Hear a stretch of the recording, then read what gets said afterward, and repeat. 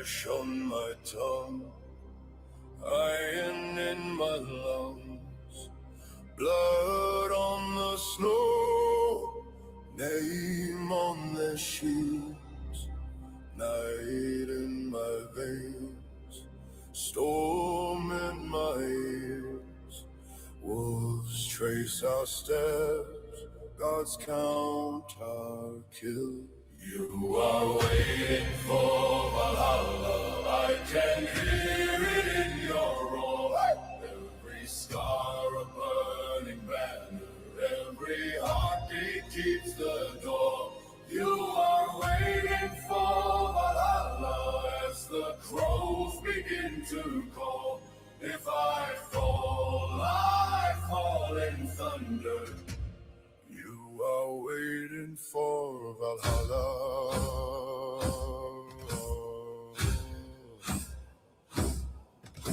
Frost on the oars, breath like white smoke, eyes on the shore, fire in the dark, oath on my tongue, salt on my cloak. If this is the end, let it leave a mark. You are waiting for Valhalla, I can hear it in your roar. Every scar a burning banner, every heartbeat keeps the door. You are waiting for Valhalla as the crows begin to call.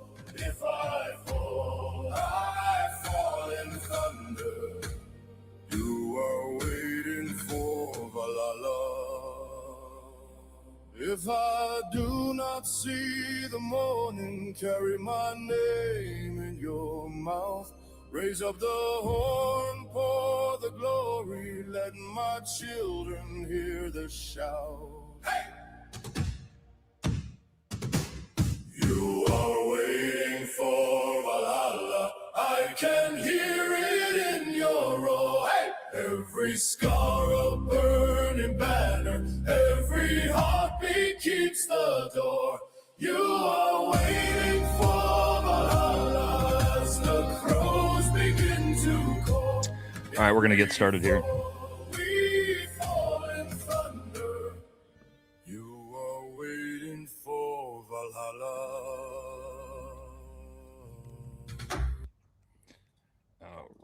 All right. Here we go. Another Friday Night Live with a fantastic guest. I'm excited about this one. I'm a fan. We have Professor Jiang on the show. And Professor, I want to, we got to start this the right way because it's a little bit different interview than most people. So you may have been with. So I want to say, 你好吗, Jiang 老师，我的名字是大虎，大小的大，老虎的老。你的中文名字是 Jiang 老师，可是你有没有英文名字吗？我没有英文名字你可以叫我江老师。我说一些中文，可是我不说中文3年，所以我的中文是现在是不好。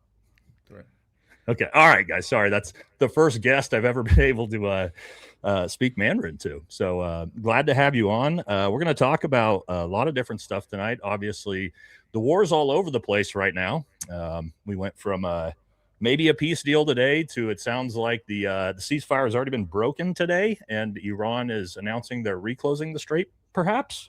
So a lot to talk about. First thing, if you just want to introduce yourself to the viewers who may not know who you are, so you can speak for yourself on that one. Yeah, so my name is Jiang Xueqian. I'm a high school teacher in Beijing. I'm probably the most famous high school teacher from China in the world right now. I'm not a full credential professor, just so we're clear, and just so the internet does not go crazy. But my nickname is Professor Jiang. That's what the internet calls me, and because my name is hard to pronounce, Nate could probably pronounce it. Jiang Xueqian. Most people refer to me as Professor Jiang. So Okay. that's my intro. Yes. Now you are, yeah, I mean, you've been around for quite a while. You got a giant platform as is, but you've really come to prominence recently, and you already know what I'm going to bring up here, based off your three predictions, and your three big predictions for, I'm sure most people have seen this already, were that we would, or that Donald Trump would win the election, the United States would go to war with Iran, and that Iran would win the war. Those are the three bold predictions. I made two of the three of those, but I didn't predict the third. I don't think anybody did at the time. So, could we maybe walk through how you got to that? How did you get Yeah. to that prediction when you did? Because you came to that prediction way before anybody would remotely have made that prediction based off, especially number three, right? Nobody would have predicted number three. Could you like walk us through how you got there? Right. So, just to clarify, my third prediction is not that Iran would win the war. My third prediction is the United States would lose the war, and Okay, that's a yeah, very that's important fair. Yeah, distinction no, it is. It because is right. Yeah, because it's possible both the United States and Iran lose this war. correct. Got it. So just to clarify, okay. So, my thinking back then was that in 2022, Russia invaded Ukraine. And this changed the geopolitical map because Ukraine and Russia together control about a third of the world's carbohydrates. And if Putin were allowed to consolidate his gains in Ukraine, this would put tremendous pressure on global trade. And so there's a very famous theory called the McKenna-Heartland thesis. And this is what governs Anglo-American grand strategy in the world. So both Britain and America are primarily naval powers that control maritime choke points around the world. Right. Now, there's only one counter to naval supremacy, and that is to create something called the Eurasian heartland, which is that one power would emerge to unify Europe and Asia and create intercontinental trade, which would negate Britain and America's control over the seas. So there was always fear that either Russia or Germany or the Ottoman Empire would arise. And so for the past 400 years, Anglo-American foreign policy has been to destabilize the Eurasian continent, primarily through the Middle East. And so if Russia were to control Ukraine, then what Russia could do is work with Iran and China to create a Eurasian heartland, a trade bloc called BRICS, right? And so Mhm. America would need to destabilize this alliance. And the best way to do that is to attack Iran, primarily because Iran doesn't have nuclear weapons. And also, they can use their proxies, which is Israel, in order to destabilize the region. So that was my basic thinking.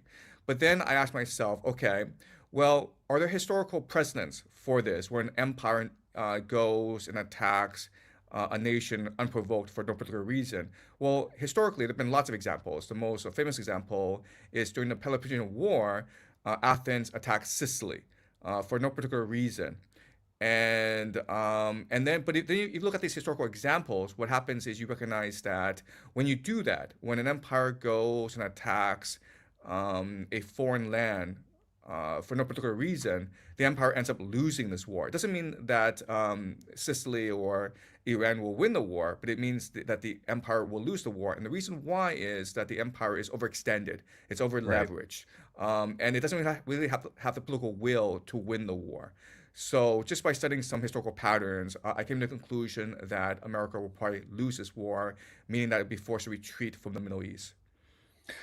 Yeah, and I mean, I've talked about that a ton on my show as well. I call this a no one's winning war, right? Everybody Yeah. loses is kind of the way I'm looking at it. The United States is losing. I don't think Iran's really winning. I mean, but they kind of don't have to, I guess. We'll talk about that. And then really the rest of the world, for the most part, is losing. Maybe not China and maybe not Russia, but we'll talk a little bit more about that. But yeah, it feels like, to your point, that's an even more impressive prediction of understanding that Iran doesn't necessarily win, but they also don't have to win. The United States just has to lose. And so that kind of brings us to where we're at currently. So currently, the United States has kind of got its thing caught in a bear trap, it feels like. We doesn't feel like we have a way out, but we also feels like we don't have a way through currently. So, you know what I mean? The way through is a protracted ground invasion, massive regime change, hundreds of thousands of U.S. soldiers probably die. But the way out doesn't seem like it's really.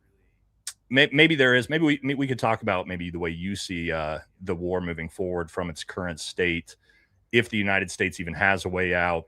But currently, what we're looking at is a little bit of a pause, sort of. But it sounds like, you know, talks are falling through. Iran just said today, and I'll kind of pull these things up as we go. But Iran's state media came out and said today that it is not true what Donald Trump said. They have no interest and they're not willing to give up any of their uranium. And they also are announcing they're potentially reclosing the strait because Israel bombed Lebanon today after the new ceasefire. So what's your feelings about the current state of the conflict as of today? Well, I'm getting whiplash just from reading the news, right? Because every hour, the news changes. It's either, you know, we're going to have peace tomorrow or they're going to send in ground troops tomorrow. So it's very confusing, and there's a lot of conflicting signals coming from the Trump White House. So for me, one big question I try to do is look at why this is happening, because before, before the ceasefire, it seemed as though that the Americans and the Iranians were committed to total war. Trump himself said that he wanted to bomb the Iranians back to the Stone Age. And then he gave the Iranians a few ultimatums. The last ultimatum was for Tuesday. And then when the deadline came, he said that, okay, we're going to surrender to the Iranians. We're going to agree to the Iranian 10-point plan, and we're going to have negotiations in Pakistan. And then when the negotiations happened in Pakistan, J.D. Vance went and said, basically, when you have to do whatever we tell you, or we will start bombing you again. So this is all very confusing. And so I want to propose a theory to you as to why this is happening. And you're going to know a lot more about this than I do, okay? But I think that why this war has turned a radical turn, why peace negotiations have started in the first place, is something happened 2 weekends ago that the news media is covering up, that Trump is desperately trying to cover up, which is 2 weekends ago. Remember, this was the successful pilot rescue, right? Right. This F-15 got shot down near Esfahan, and one pilot was rescued, but the other pilot, the weapons operator, he climbed to a mountain ridge, and then he was extracted successfully by a special forces operation. Okay, so that's what was reported to us by the Trump White House. But what people are suspecting is, because a lot of this story doesn't really make sense, what people suspect is that this was actually a failed uranium heist. A special forces operation was sent into Esfahan to try to extract the uranium from that facility. I don't know why they would do something like that, and I don't actually know the specifics, but it would explain a lot. For example, why was that two C-130s were destroyed? And then why is it that the pilots, we have absolutely no idea who they are, and why have not they talked to news media so far? Because if you go back to 2003, during Operation Iraqi Freedom, Jessica Lynch was captured by the Iraqis, and True, that was a big cover up. And that was a big news story, and she was paraded in America. So this is very strange, okay? But what the Iranians are saying, and this is being reported by the Chinese news media, and so I know this for the Chinese news media. What the Iranians are saying is they have 50 Delta Force operators as hostages. The operation failed. They captured 50 Delta Force operators, and now they're holding them as hostages. And if that were the case, this would explain a lot about Trump's behavior, where now he's desperate to make a deal as soon as possible. Because I think, like, if this were to come out, if the American people were to know that the Iranians have 50 hostages, this is a replay of 1979 Tehran hostage situation, where the students overran the U.S. embassy and held U.S. embassy staff as hostages. And remember that incident sunk the Carter presidency. That is what allowed Reagan to defeat Carter in 1980. So this represents a huge domestic political crisis for Trump. But that is one possible theory to explain why things are happening the way they are. What is your take on the situation? Yeah, you're not going to like it. Yeah, I don't believe that story at all. And I'll walk Okay. you through why. I think a lot of it is misunderstanding, one, around how the 123rd STS pararescue actually operates. The story that the official narrative, I guess you could call it, is actually completely normal for how you act, pararescue, how they actually operate. And so I actually did a video on this, and the pictures are actually very important to understand. Let me see if I can pull up was it this? Yeah, let me pull this video up and actually show you in the audience some pictures here for people who actually the 23rd STS. Let me show you. So a lot of people, I'll talk about it, and then I'll show the pictures of how this actually works, to where you're going to see that it actually is not that crazy of a story. So understanding, here's why I have a big problem with that story. Okay, what that story, it sounds awesome.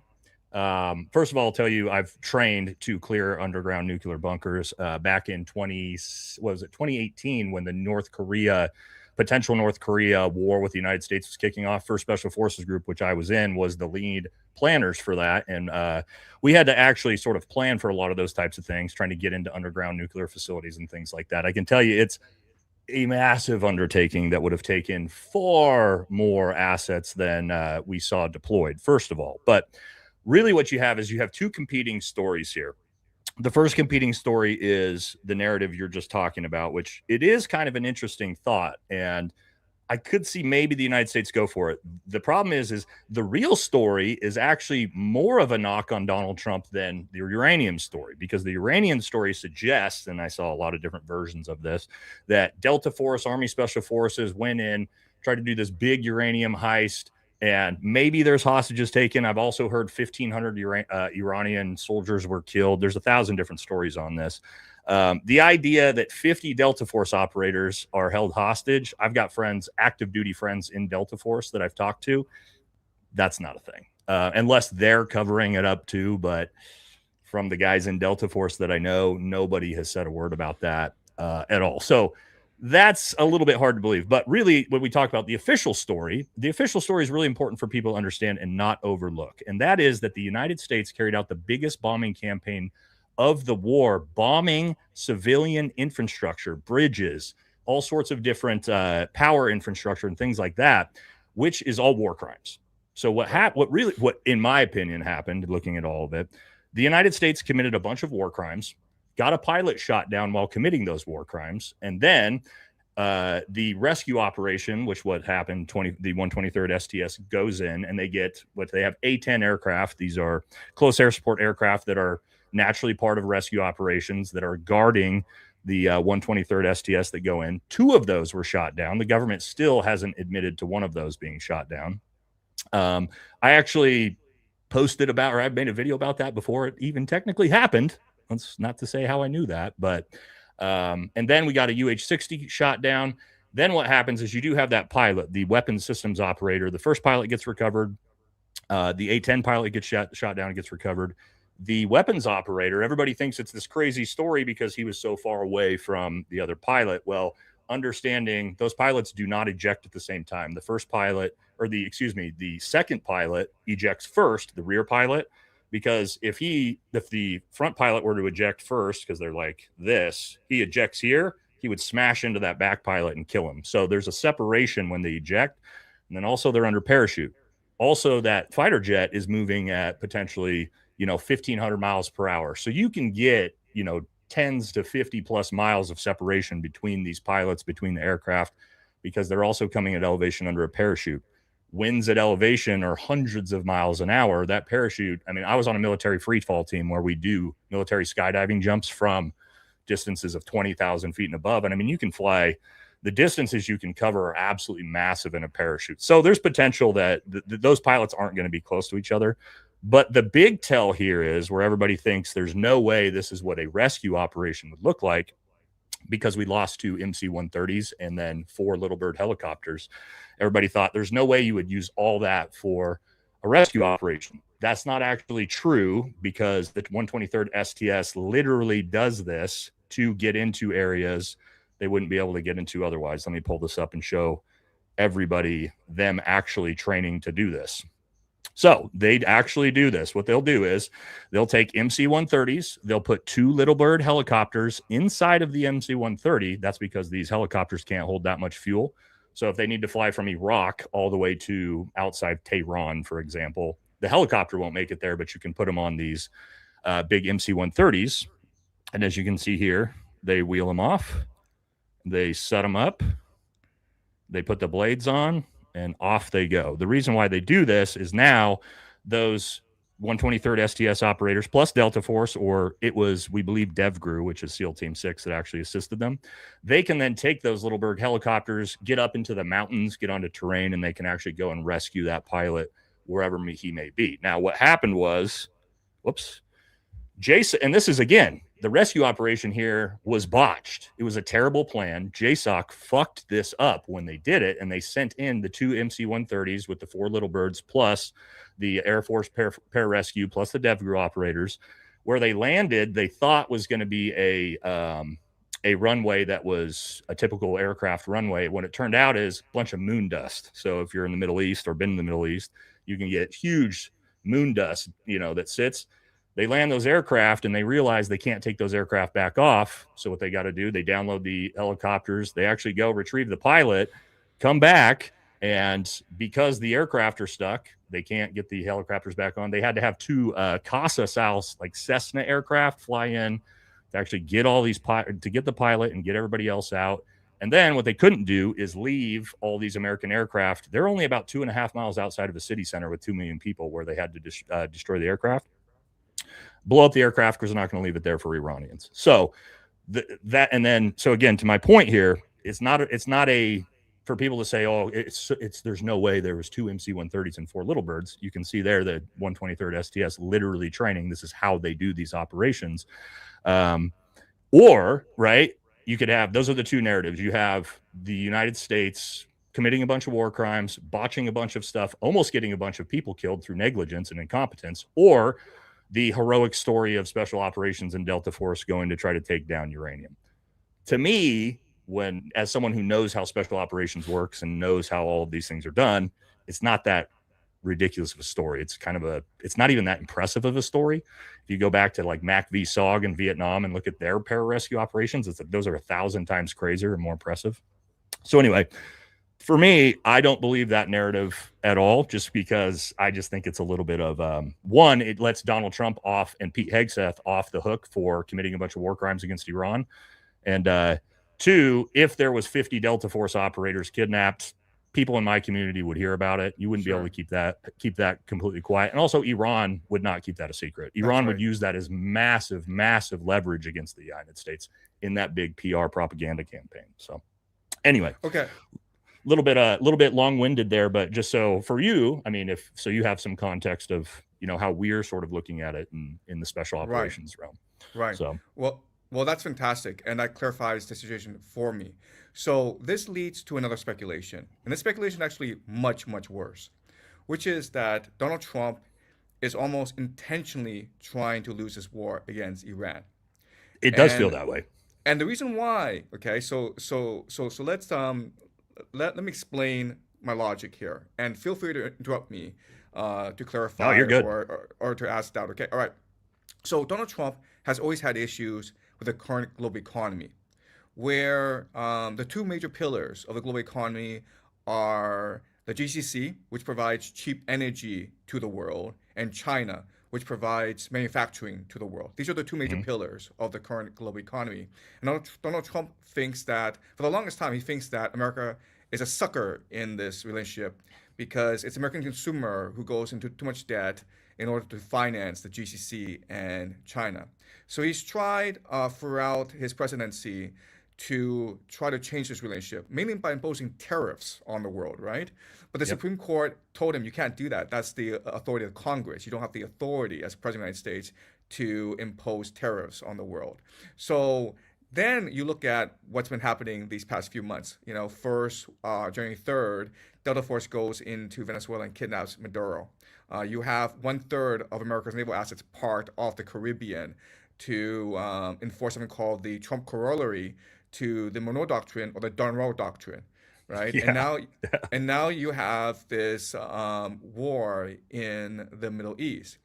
But not only that, I'm not sure if you've been following this very closely, but these past 45 days, there have been 45 fires in oil refineries around the world. The most prominent being in Geelong, Australia. And Australia is really suffering because of this war, right? They Yes. basically run out of jet diesel. So this attack or this accident, like we don't know fully yet what actually happened in Australia. It's a major setback for Australia. And so if we just like speculate as to why this is happening, well, ultimately it's the United States who benefits from all this because if the GCC is destroyed in this war, if the Middle East can no longer export oil, the entire world becomes dependent on North America and Venezuela for oil. So remember that after Trump's victory in Venezuela, he convened in the White House a meeting of oil executives. And basically, Trump said, listen, we now have the world's largest oil reserves. Go in and exploit it. Let's make America great again. And the oil executives were basically like, well, this would cost us, 5 years and $20 billion. $500 billion for the infrastructure. We're not going to do this, man. But Yep. now, if the entire world is destroyed, if the world's not getting oil, they're now incentivized to go into Venezuela and, drill, baby, drill. So basically, what's going to happen is that if this war continues, basically the world enters famine. The world runs out of energy, and the world becomes entirely dependent on Greater North America for energy and fertilizer. And this would make America great again because America would switch from an economy focused on finance to an economy focused on manufacturing and resource development. And so this almost goes back to America in 1930s, 1940s, when the world was at war, but America was safe because it was secluded in a continental fortress, and it could supply resources to the world. It became very wealthy because of this. So if you just look at what nations Trump has been threatening in North America, right? They're Greenland, they're Canada, Mexico, Colombia, Venezuela, Cuba, Nicaragua, Honduras. You add them all up, and what you get is something called Greater North America, or the Technate, which is a continental fortress that is completely self-sufficient and which can provide resources to the rest of the world. So this may be the grand plan all along, to destroy the Middle East and make the world dependent on North American energy. So I actually had this conversation with a buddy to where I do think you could have a long game plan here where that could 10, 15 years from now actually put America in a place of absolute dominance. It would have to be done correctly. But what you pointed out there, I think, is a big linchpin, is that American oil conglomerates have no interest in investing in the infrastructure to do this because it's all done up in Canada. They already have it. Why spend $1 trillion investing in this when we don't really need to? And so, well, I think the big problem with that theory is understanding oil as a global commodity. And the idea is, okay, if you destroy the Middle East and you shut down 35% of the world's oil, that's fine. And now all the world comes to the United States. Well, one, we don't have the capacity to pump that much oil, nor do we have the ability to refine the oil correctly. And so really what you now have is to have a system of, okay, you destroyed 35% of the world's oil production, but the United States can't make up that 35%. And your basic global oil supply and demand, right? The quantity gets reduced all the way, down to, let's say, 70% of what it was. Okay, this is awesome for America oil, like Chevron, Exxon, and Mobil. They're really not incentivized for this now, because why? Now oil prices are $150 a barrel and they're selling to everybody. And so what you have here is Asia, Australia, Korea, Japan, all of our allies who have to run to the United States because they can't get the oil. They're getting 90% of their oil out of the Strait of Hormuz. That's great, but that's just entered all of that Asian market into the American oil market. So now American consumers are competing with, all of Asia for access to that oil. And if you're Chevron, Exxon, Mobil, now you can sell that oil to our Asian allies for double the cost. So you're really not incentivized to actually jack that production up because you're making money hand over fist. So my big problem with, I do think what your theory is there, if it was done correctly, it could lead to massive American dominance around the world in 10 years. But I don't believe that because of the things I just mentioned, that the political establishment, the billionaires, the tech conglomerates, the oil conglomerates, I don't see why they would have any incentive to want to foot that bill, to want to build all that capacity out when they can, again, they're just getting massively enriched right now, So that's my big problem, I think, with Donald Trump playing the 7D chess there, is that I don't see that happening. I just see it causing a global oil crisis and a famine, like you said, and America is not going to have the capacity to make up for it. I don't know your thoughts on that. Right. So let's game theory this and say, okay, you're right in that ExxonMobil, Chevron, they don't want to do this. It's too much of a long-term investment for them. They're not incentivized to do this. But let's just say Trump goes to China in mid-May. And I think President Xi and Donald Trump will meet 4 times this year. And let's just say like they come to an arrangement where it's not the Americans who are developing the infrastructure in Venezuela. It's the Chinese who are doing this. Because it's the Chinese who are desperate for the energy. In America, like the refineries? Okay.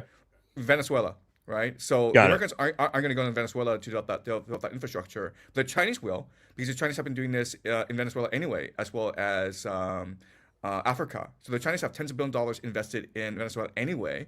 They have the expertise, they have the political will, they have the resources, the manpower to go do this, because we have to assume that like if this were to happen, then this would require tremendous manpower, right? So is that a possibility, do you think? Well, yeah, I could see that, but that almost you can't have China and the United States sort of be massive adversaries at that point. I mean, we're not, the hard thing is our economies are already so intertwined that the idea that we would ever go to war with China is a non sequitur to begin with. But yeah, I mean, I guess I never thought about that with China being, as invested as it is in Venezuela already. But that would be a massive shift in the optics of that in politics. If Donald Trump were to pitch that, like, we're going to ally with China and they're going to build the refinery infrastructure in Venezuela and we're going to take all the oil. I guess anything's possible, but I just could not see American politics signing off on that, right? Because it would it'd be great for the United States, but it'd also be great for China. And that's one of those things where we're like, well, do we want to bite off our nose to spite our face? Interesting theory, not something I thought about before. So something I will mention is, look at these peace negotiations between Iran and the United States, right? They're happening in Pakistan. So let's think about why this is happening, because the United States have been asking for these negotiations for a long time, because for these past 7-8 weeks, the war's not going well. Iran has always been like, no, why would we negotiate with you? Because you guys are dishonest. You're going to send Jared Kushner and Steve Witkoff, and you screw us over again. What's the point of negotiating with you guys, right? So the question then is, why would Iran agree to go to Pakistan and risk getting bombed by the Israelis or another stick attack by the Americans? And if you look at the reporting, it seems like China is playing a major role behind the scenes. Pakistan is the front man. They're the ones organizing the peace negotiations, right? But it's China that's pulling the strings behind the scenes. Remember, China is Iran's largest customer. So if China is like, you have to negotiate a peace treaty, then Iran has no choice in the matter. And why would China want a peace treaty? Because China is really suffering from this war. Because China receives 50 to 6% of its energy needs from the Middle East, not just from Iran, but also from Saudi Arabia and Qatar. So Qatar and Saudi Arabia has been applying pressure on China to say, you know what, we're going to destroy it out here. And if this war goes sideways, you're the big loser in this war, because you lose half of your energy. And China has these AI ambitions. It's trying to build up as a technological state. And so it needs all this energy from wherever it can. Venezuela, Russia, and Iran provides a third of China's energy needs. And because of America's naval blockades, a lot of this energy has gone offline, right? So if you're China and you're thinking about, like, what do I do, because the United States can impose a naval blockade on me? And if this war in the Middle East continues for too long, then all my strategic reserves gets depleted, right? So China's in a really bad situation. So that's why I think China is the one pushing for a ceasefire talk, and it's China that's really trying to come to an agreement as soon as possible. They want this war to end as soon as possible. Yeah, I agree. I actually thought that when we were starting to talk about how do we get peace negotiations on the table, I started talking about, well, you got to have somebody like China be an intermediary here, because there's no way the United States and Iran will talk to each other. It's much like Ukraine and Russia, right? Like, why is the United States the one that's always trying to negotiate between the two? It's like, well, yeah, you need that third intermediary because those two countries are at war and they hate each other right now, and there's no way, to your point. And to me, yeah, I think it makes 100% sense that China is the one that's sort of forcing and leading those negotiations, and they kind of make sense as being the country that would do it, being allied with Iran, but also not being, necessarily at war or total enemies with the United States. Here's a question for you, though. China definitely is. Everybody's being hurt by the war, right? American consumers at the gas station are being hurt by the war. However, there are certain countries that are being hurt worse than others.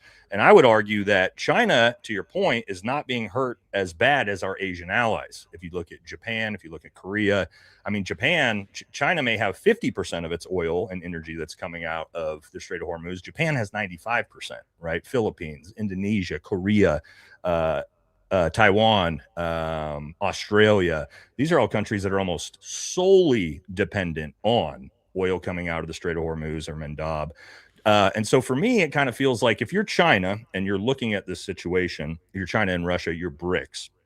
If you can continue to keep Iran afloat and keep this going and continue to punish allies, the United States allies in Asia, you almost start to force them to sort of capitulate like we saw India start to do and say, hey, you know what? We can't get any of our oil out of the Strait of Hormuz right now, but we can get it if we buy it in Chinese yuan, right? And so maybe we start to see an actual long-term attack on the U.S. petrodollar by using this war. If you're China and Russia, it almost feels like depending on to your point, everybody's losing. Who's losing the worst? And it feels like China is probably not the ones losing the worst comparative to like Japan. Japan is basically working off all strategic oil reserves right now. And at some point, our allies have to look at the United States and go, hey, you got to provide the oil, which you can't do at this point, not at the levels that is currently coming out of the Middle East, or we got to turn to China. And, I think I was going to ask you about this. We just saw Taiwan, the opposition leader in Taiwan, meeting with Xi Jinping for the first time in 10 years. If you're Taiwan and you go, hey, we can't get any oil and the United States isn't really a good ally anymore, maybe we got to hedge our bets and maybe reunification is something we want to consider. What's your thoughts on sort of this war driving our Asian allies potentially towards relationships with China and away from us? I think you're absolutely right. I think like it is actually Japan, South Korea, Taiwan, the Philippines, Thailand. These countries are really suffering a lot more than China. So I'm based in Beijing, and I can tell you that this war hasn't really impacted as much as, say, in Thailand, where they're now forced to fuel ration. They're forced to work from home. They're running out of gas. So the Philippines has declared a state of emergency. So these other nations are really suffering. And I'm based in Beijing. I haven't really felt the pressure. Like maybe airplane tickets have gone up in price, but that's not a big deal for a lot of people. So you're right in that China can probably sustain this war a lot longer.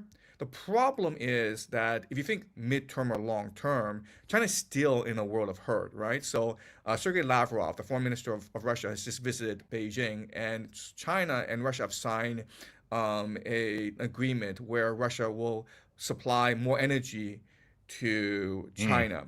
Okay, and that's fine, okay? But there's certain problems with this agreement. First of all, I mean, China's energy needs are so insatiable that Russia by itself cannot supply all its needs. Right. That's the first problem. Second problem is that it's still going to take time for Russia to build capacity, right? So this Trans-Siberian pipeline, it's been another 5 to 10 years before it comes online. So if China waits 10 years, it'll be fine. But it has to wait 5 to 10 years, and that's going to be a huge problem for the Chinese economy. The third problem is, okay, if you are a Chinese geopolitical strategist, if you're working in Beijing and you're like, okay, Well, before we were reliant on a diversity of sources for energy needs, including Venezuela, the Middle East, Russia, even the Western Hemisphere, and now we're completely reliant on Russia, completely Yeah, reliant on Russia. Is that a good thing for us in the long term, given our history with Russia? Given the fact right. that we share a border with Russia, and given the fact that Russia has always been militaristic, aggressive, and expansionist, I mean, Hmm. like, is this really a situation we want to be in the long term, where we are just completely reliant on Russian energy, so they can set prices, they can turn off the tap whenever they want. I mean, is this a really good situation for us, right? That's a great So, that's a great point. Yeah. The long term, if you look at it, that's why I said, hey, potentially the United States 10, 15 years, if you actually do this as an actual strategy and you do the correct things to do it, right? You secure well, you first have to actually secure Venezuela's oil. That's still a little I know we're working now with keep in mind the Maduro regime is still in power. I think a lot of people forget the fact that when you change a leader, that doesn't mean you change the regime. It does seem like the vice president, who's now the president, is more apt towards working with the United States and getting involved with us economically. So there's that. But yeah, I didn't think about the fact that if you cut off Venezuela, you cut off the Middle East. China can diversify a little bit to Russia, but Russia can't supply all of China's oil to begin with. So, I mean, even if they wanted to, it would be kind of be like the United States just turning it on and supplying the rest of the Asian world right now. Like we wouldn't be able to do that without ramping that production and everything up too. Um, Now, I also wanted to ask, you had three major visions for the way forward in the world. I just watched some of that a little bit earlier. Do you want to explain what those are? The current state of the world, or I guess where it could be headed. You had there, or that not you had necessarily, but there's three major visions for that. right. So, I see in the next 10, 20 years, three major nations trying to dominate the world and achieve their own vision for the world. And these three nations are America, Russia, and Israel. China does Hmm. have a vision, I thought you were going to say China for sure. right? Well, China is the Middle Kingdom, as you know. The Middle Kingdom sees itself as a universe unto itself and doesn't really want to deal with the rest of the world. That's why it built the Great Mm, Wall. So China doesn't really have a global vision. It has a vision for itself, but it doesn't really have a global vision. And actually, interesting. in if you look at Chinese history, in times of major international tumult, what China often does is turtle up. Basically, it basically retreats into its borders and closes off naval trade. Okay, so these three nations are America, Russia, and Israel. America wants to achieve something called the Greater North America. This was first proposed in the early 20th century, something called a technate. Hmm. And the idea of the technate is that democracy is inherently flawed because it leads ultimately to political polarization. Once you have political polarization in place, it's impossible for the government to work properly. I And mean, this, we're kind of looking at that in America right now. So, well, I well, mean, I that's kind well, of right. And so, what's the solution to this? And the idea is rule by technocrats, rule by engineers who use data, statistics, artificial mm, intelligence in order to develop policies that benefit the people. Okay, that's the first plank. The second plank is to expand America to a point where it becomes entirely self-sufficient, and you do mm. that by annexing Canada. Mexico, right? Canada for its resources, Mexico for its labor. But then you also need to defend yourself. And you do that by taking over Greenland and then blocking off access to North America. You also do that by taking over Colombia and Venezuela. Okay, so that's the idea of the technate. And this is something that's interesting because one of the early proponents of the technate is Elon Musk's grandfather. And Elon Musk, Interesting. yep, very, very interesting. And if you just see what's been happening these past few months, right? So Peter Hegseth in a press conference said that he sees Greater North America. He actually used the phrase Greater North America as a defense perimeter for the United States. So that's first point. Second point is if you look at the national security strategy, which came out a few months ago, it actually calls for America to exert greater control over the Western Hemisphere. To basically see the Western Hemisphere as America's territory.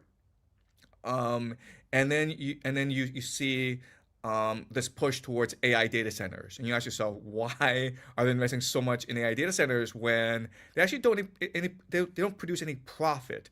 Okay, Right. Yeah. so you can make the argument like, America is slowly moving towards the vision of the technate. That's the first major vision. Do you have any questions about the technate before I move on to the second one? No, I mean it's basically the idea of decoupling globalism and turning it to regionalism, sort of, but America at the head of that, right? To where, and I'll ask you some questions. I'm well aware of it, right? And also, what you're looking at in the United States is exactly what you're explaining is exactly what's happening. We're watching with the AI bubble, and the entire stock market basically being propped up by AI, and the data centers everywhere, and the move into things like everybody's worried about Palantir and things like that, surveillance state type, technocrat type stuff. So I think I mean America is on that path right now. I don't think anybody could argue and say we're not headed that way. Okay, so the second major vision is something called the third Rome. Okay, and this is proposed by Alexander Dugin, who is basically Putin's brain. And Dugin's understanding of the world is almost like Samuel Huntington's idea of the class of civilizations, where a civilization is the main constituent unit of the world and not the nation state. And so what he proposes is that Russia is fundamentally at odds with the West, because Russia is an Orthodox society that is traditionalist and family orientated, whereas the West is the Antichrist. It's the Antichrist system. It's secular materialism. It's focused on individualism. It's focused on consumerism. It's focused on secularism, materialism, and this is all part of the Antichrist system. And so he sees this as a fundamental conflict driving geopolitics for the next 10, 20 years. And so what he proposes is an alliance between religious societies. Okay, so he sees Russia as a third Rome. Right, the first Rome was Rome. Second Rome was Constantinople. The third Rome was Moscow. And the idea is there'll be no fourth Rome. And so Moscow will unite with the Iranians, which is Islamic. It will unite with the Islamic world. It will reconcile with the Catholic world. The Orthodox. That's what I was just going to ask you. Would they reconcile with Europe? Yeah. Exactly. And they will also reconcile with Israel, because Israel is also fundamentally like a extreme religious society, right? So if you're religious, and Russia is very pro. People don't realize Russia is very pro-Israel. You think about how many Russians, and if you think about Ashkenazi Jews, a lot of those come from Russia. So exactly. Yeah. That's right. And Putin has never really criticized Israel for what happened in Gaza, right? So that's a vision, and so this sets up a conflict ultimately between Russia and the religious community versus the Antichrist system, which will include, and this is very important to remember, which will include America and China. Okay, so in this grand vision, wow, interesting. Yes, because China and America are actually more similar than they're different, in that they're both extremely materialistic societies. Secular. Yeah. Exactly. Yeah. And this is I wouldn't have even thought of that. Yeah, that's interesting. Yes. Okay. But I mean, Dugin proposed this in 1997 in his book, The Foundation of Geopolitics, and because Russia and China have become very close these past 10 years, he's changed this. But if you actually look at his initial theory, then there will eventually be a breaking off, like a divorce between China and Russia because of their worldviews, right? Because of their civilizational fundamentals. Okay, so and like living in China, I can tell you, like, China is not going to be a religious society. Like China does not believe, the world should be that's the third Rome idea. Okay, now last idea is the idea of Pax Judaica, right? So you can make the argument that what's happening in the Middle East, what's driving this war, is Israel trying to achieve the Greater Israel Project. Yeah, we talk about that a lot on the show. Right. So, I mean, this makes perfect sense because the GCC is being destroyed. Turkey might be brought into this war. I think that's coming for sure. That's by coming the end for of sure. Trump's presidency. Right. So if Turkey is destroyed, the GCC is destroyed, Iran's destroyed, and America's destroyed, the only one left standing is Israel. Yeah, and then you achieve the Greater Israel Project. And this is important because Israel, the Levant has historically been a pivot of global trade. So if you want to access Africa, you have to go through the Levant, right? Hmm. And Africa has the youngest population in the world, which means that it will be probably the most economically vibrant part of the world in the next 100 years. And if And they Israel have the can control natural Africa, resources for it and they have too. the If natural resources, right? they can ever get the actual systemic or the actual systems in place, get rid of the warlords and everything going on, Africa could become a massive superpower. Exactly, right? And Israel can control Africa and therefore Mm. creates Pax Judaica. So these are the three major visions of the world. Okay, the Technate, the Great North America, Third Rome, Moscow, and Pax Judaica. Yeah, and then we come to the you really expand that out, and then if you have potentially all three of those going on at the same time or in some form of fashion, that actually I think becomes a setup for the future of the world that is unstable. I mean, you're going to see Exactly. war everywhere if that's what happens. If America abandons globalism, which I don't really have a huge problem with, and then goes to strict regionalism, and then that, also talk about Greater Israel project happening with that, with Russia doing that in their sector of the world. You could have all three of those happen, not perfectly simultaneously, but all three of those things could be working at the same time, and potentially why we see all the political and foreign conflict strife that we see in the world right now. I mean, right now we have more wars going on than there was during World War II, in 2026. And so that's a little bit scary, I think, is like that means we're not ushering to de-escalation and peace. We're ramping our way towards essentially wars all over the world. I don't see how you really, especially if you talk about oil as a the lifeblood of the world being cut off from different countries, and it gets super chaotic. It feels like with that. Yeah, and also we have to remember that these systems are inherently unstable as well, right? Because Israel is reviled in the Middle East, and so once they achieve Pax Judaica, we can expect a lot of insurgencies, a lot of resistance from the local peoples against Israel, Well, and and then really the entire world right now. If you look at what's happening in sure, Europe, right? Europe has completely abandoned Israel at this point. Even in America, I mean, we're at an all-time low support. So that becomes how does let me get your theory on this. The United States, very just the people, not the political establishment. The people have become very, very anti-Israel across the board. The politicians, not at all. And so I think we've got definitely have a time window in which Israel can achieve everything they want to achieve before they lose the support of the United States. Are they able to achieve Greater Israel project without the United States military? I feel like they can't. Or what do they have instead? If the United States, because this is going to take some time, maybe, because you talk about Turkey, right? I talked about this on the show.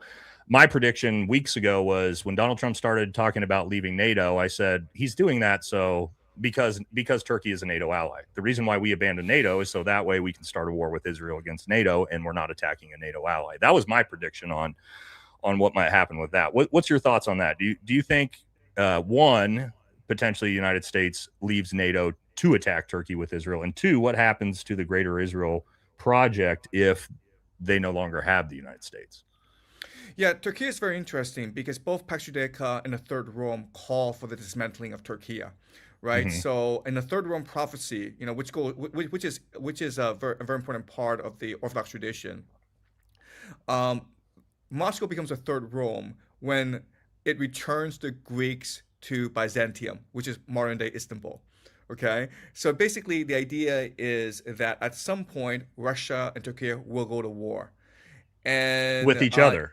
with each other. Yes, Okay. and the reasoning is this. The reasoning is that Turkey will join the NATO in Ukraine, and they will do so Mm, by blocking off the Bosphorus, right? So basically blockading Russia into the Black Sea, and then Russia got it. will retaliate by attacking Turkey and destroying Turkey, and then allowing the Greeks to return to Byzantium, Constantinople, which is modern day Istanbul. And once Russia does that, then it will become the leader of the Orthodox world. It can reconcile the Greek and the Russian Orthodox, And then this will lead to reconciliation between the Orthodox and the Catholic. Okay, so that's what the prophecy says. So eventually, Russia and Turkey will go to war. All right. Now, and we know for Greater Israel, Israel also wants a war with Turkey. So it seems possible that like there's a secret agreement between Israel and Russia, where Russia attacks from the north and Israel attacks from the south to carve up Turkey. Oh, interesting. Right. Okay. So Turkey, like Turkey's in a very bad situation. They are extremely corrupt, ossified system. You know, Erdogan has been in power for a long time, and like honestly, like there's some people who believe that Erdogan is a very, I mean, he is a spy. He is. He works for either the CIA or the Mossad. Okay, so let me explain who runs modern day Turkey. And it's called, people call it Dome. The Dome. Have you heard of the Dome? Mm-mm. Okay, so in the year 1666, there was a Jewish prophet, a Jewish religious man named Sabbatai Zevi. And he declared himself the Messiah, right? Because the Christians believe that Jesus is the Messiah, he's come and he will return, right? But the Jews believe the Messiah has not come, and when the Messiah comes, they will be reunited with God. And Sabbatai Zevi declared himself the Messiah. And a third of Jews at the time, about 1 million people, believed he was the Messiah. They were primarily based in Turkey, the Ottoman Empire. And so he's the Jewish equivalent of Jesus Christ. And then what happened was that the Sultan said to Sabbatai Zevi, okay, there are a lot of Jews who follow you and they believe you're the Messiah, but if you're the Messiah, that means you can overthrow me, the Sultan. So either your head or the turban, right? The turban basically means you convert to Islam and swear fealty to me, or I will cut off your head. And Sabbatai Zevi is fine, I'll cut off your, fine, I will convert. And at that time, this is traumatic for Jews. But this is a very important point. So let me explain. What people don't understand what is that the Jewish Messiah, he's come to redeem the Jewish people, right? And then the question then is like, how do you redeem the Jewish people? Well, Jesus redeemed the people by sacrificing himself in order to atone for the original sin of disobedience, right? Yeah. Well, what's the original sin in the Jewish world? The original sin in the Jewish world is conversion, right? So you had historically you had a lot of Jews who converted into Christianity, into Islam, in order to save their lives. Yep. But the Jewish faith is one of blood, right? You're born into the Jewish faith. You don't convert into the Jewish faith. So does that mean, like, if you are Jewish by blood, but you convert, does that mean you burn in hell for all eternity? Because that's what the Jewish faith says, right? What Sabbatai Zevi did was he atoned for everyone by saying, like, if I'm the Messiah and I can convert, well, so can you. Because ultimately, it doesn't matter what your faith is. What matters is your relationship with God, right? What matters is in your heart. So you can be any religion you want. It doesn't matter. That's the clothing. What matters is your soul, your connection with God, right? So that's what Sabbatai Zevi did. And there were about 300 families that converted with Sabbatai Zevi, and they were called a dome, which means turncoat. Makes sense. And okay, but this is the year 1666. Okay, these 300 families were on the surface Islamic, but they were still Jewish. They practiced Judaism secretly, and over time they accumulated a lot of power for themselves. The reason why was that in the 19th century, Turkey entered into the Crimean War against Russia, and Turkey could not defeat Russia, so the French and the British financed the Ottoman Empire. But in return, the Ottoman Empire had to surrender financial system to the French and the British. And when the French and British took over the Ottoman system, the banking system, yeah, who do they have run the banking system for them? I wonder. The Dome. I wonder. Right? Right. Okay. Shocker. And then what happened was this. The Germans came along and said, you know what, the French and the British are screwing you over, so let us run the banking system for you. And the Ottomans were like, yeah, thank you, okay? And then this started something called the Young Turks movement, where the French and the British, through the Dome, financed Ataturk and the Young Turks to overthrow the Ottoman Empire and to establish the Turkish Republic. And guess who runs And guess who runs Turkey today? The Dome run Turkey Wow. today. Yeah. Okay. Yeah. That's a wild Right? backstory. Right? So Interesting. you can see how maybe secretly Israel and Turkey get along very, very well because the people who run both Ah, nations are the same people. interesting. Could you see something like what we saw in Syria with Al-Jilani? I call him because he was the leader of Al-Qaeda, and I'm a global war on terror veteran. But what we saw with that is we actually put someone in charge who's very, very connected to Israel, who is willing to just give Israel the Golan Heights. Could you see a situation where Israel doesn't even need to go to war with Turkey because they have a system like that where you can just start taking things diplomatically through, potentially if you got somebody who's a Mossad agent who's in charge of the country, maybe you don't even need a war between the United States and Israel. Or, I'm not sure how that goes, but yeah, I wouldn't have. I had no idea when it came to Turkey that was actually the ruling class right now. Yes, yes. I think so. I mean, like, look, there are three major strengths of Israel that makes it a very formidable enemy, right? First, it has nuclear weapons. It's the only country in the Middle East that has nuclear weapons. So you can't Mm-hmm. actually attack Israel because they will use the deception option against you. That's number one. Number two is that it has Mossad, and we all know that Mossad is the most effective intelligence agency in the world. No Um, doubt. and the and the third is they have the Jewish diaspora, right? Yeah. So I mean, like, and the Jewish A lot of control around the world. yeah, yeah. Yep. So that's why I think that Israel will achieve the Pax Judaica project. As we're talking about, we were just kind of talking about, we're still talking about Greater Israel. I think it's very relevant because it's extremely relevant to what's happening today, and that is Israel and Lebanon. That's a huge linchpin in the piece to this. It's the linchpin in the piece to this. If the United States, because Iran has made it very clear that you are going to stop bombing Hezbollah in southern Lebanon, and that is part of their requirements to the peace deal. We know that. We also know Israel's got no interest in stopping that because that's the end to the Greater Israel Project right there. And if peace is reliant on Israel not at war with Hezbollah in southern Lebanon, the United States basically either can leash Netanyahu or they can't. And I think we're really going to find out the power, who's in charge of things going forward. What's your thoughts on that? Because, I mean, again, from what I heard today, it was an hour into the new ceasefire that Israel, began bombing southern Lebanon again. And so if that can't get figured out, there's no peace, which means this Iran war just continues. What's your thoughts on what's going to happen between Israel, Lebanon, the United States, and Iran in those negotiations? How does that actually pan out in the long run? One final thing before I give it to you, because we could come to a full peace agreement. Everything's worked out, the strait's open, and then Israel starts bombing Lebanon, and Iran immediately goes, okay, well, the strait's closed again. And we just, after months and months of work, we go right back to stage one with, that fast we could evaporate all peace from that. What's your thoughts with that? If I'm Netanyahu, I would continue to bomb Lebanon. Okay, why? Interesting. Okay. Because Lebanon is a wedge issue in Iran, right? You have the reformers in Tehran, the political leadership basically, and you have the IRGC. And so the proxies are a very important part of the IRGC strategy for defeating the United States. And so if I'm Israel, basically I want to create a situation where the political leadership in Tehran is having a major argument with the IRGC over Lebanon, right? So basically the United States says, we'll give you everything. We'll give the Strait of Hormuz. We will Uranium sanctions gone. Yeah, exactly. But the proxies have to go, right? Just the that. Houthis, and that's it, Oh. right? Now it's a wedge issue.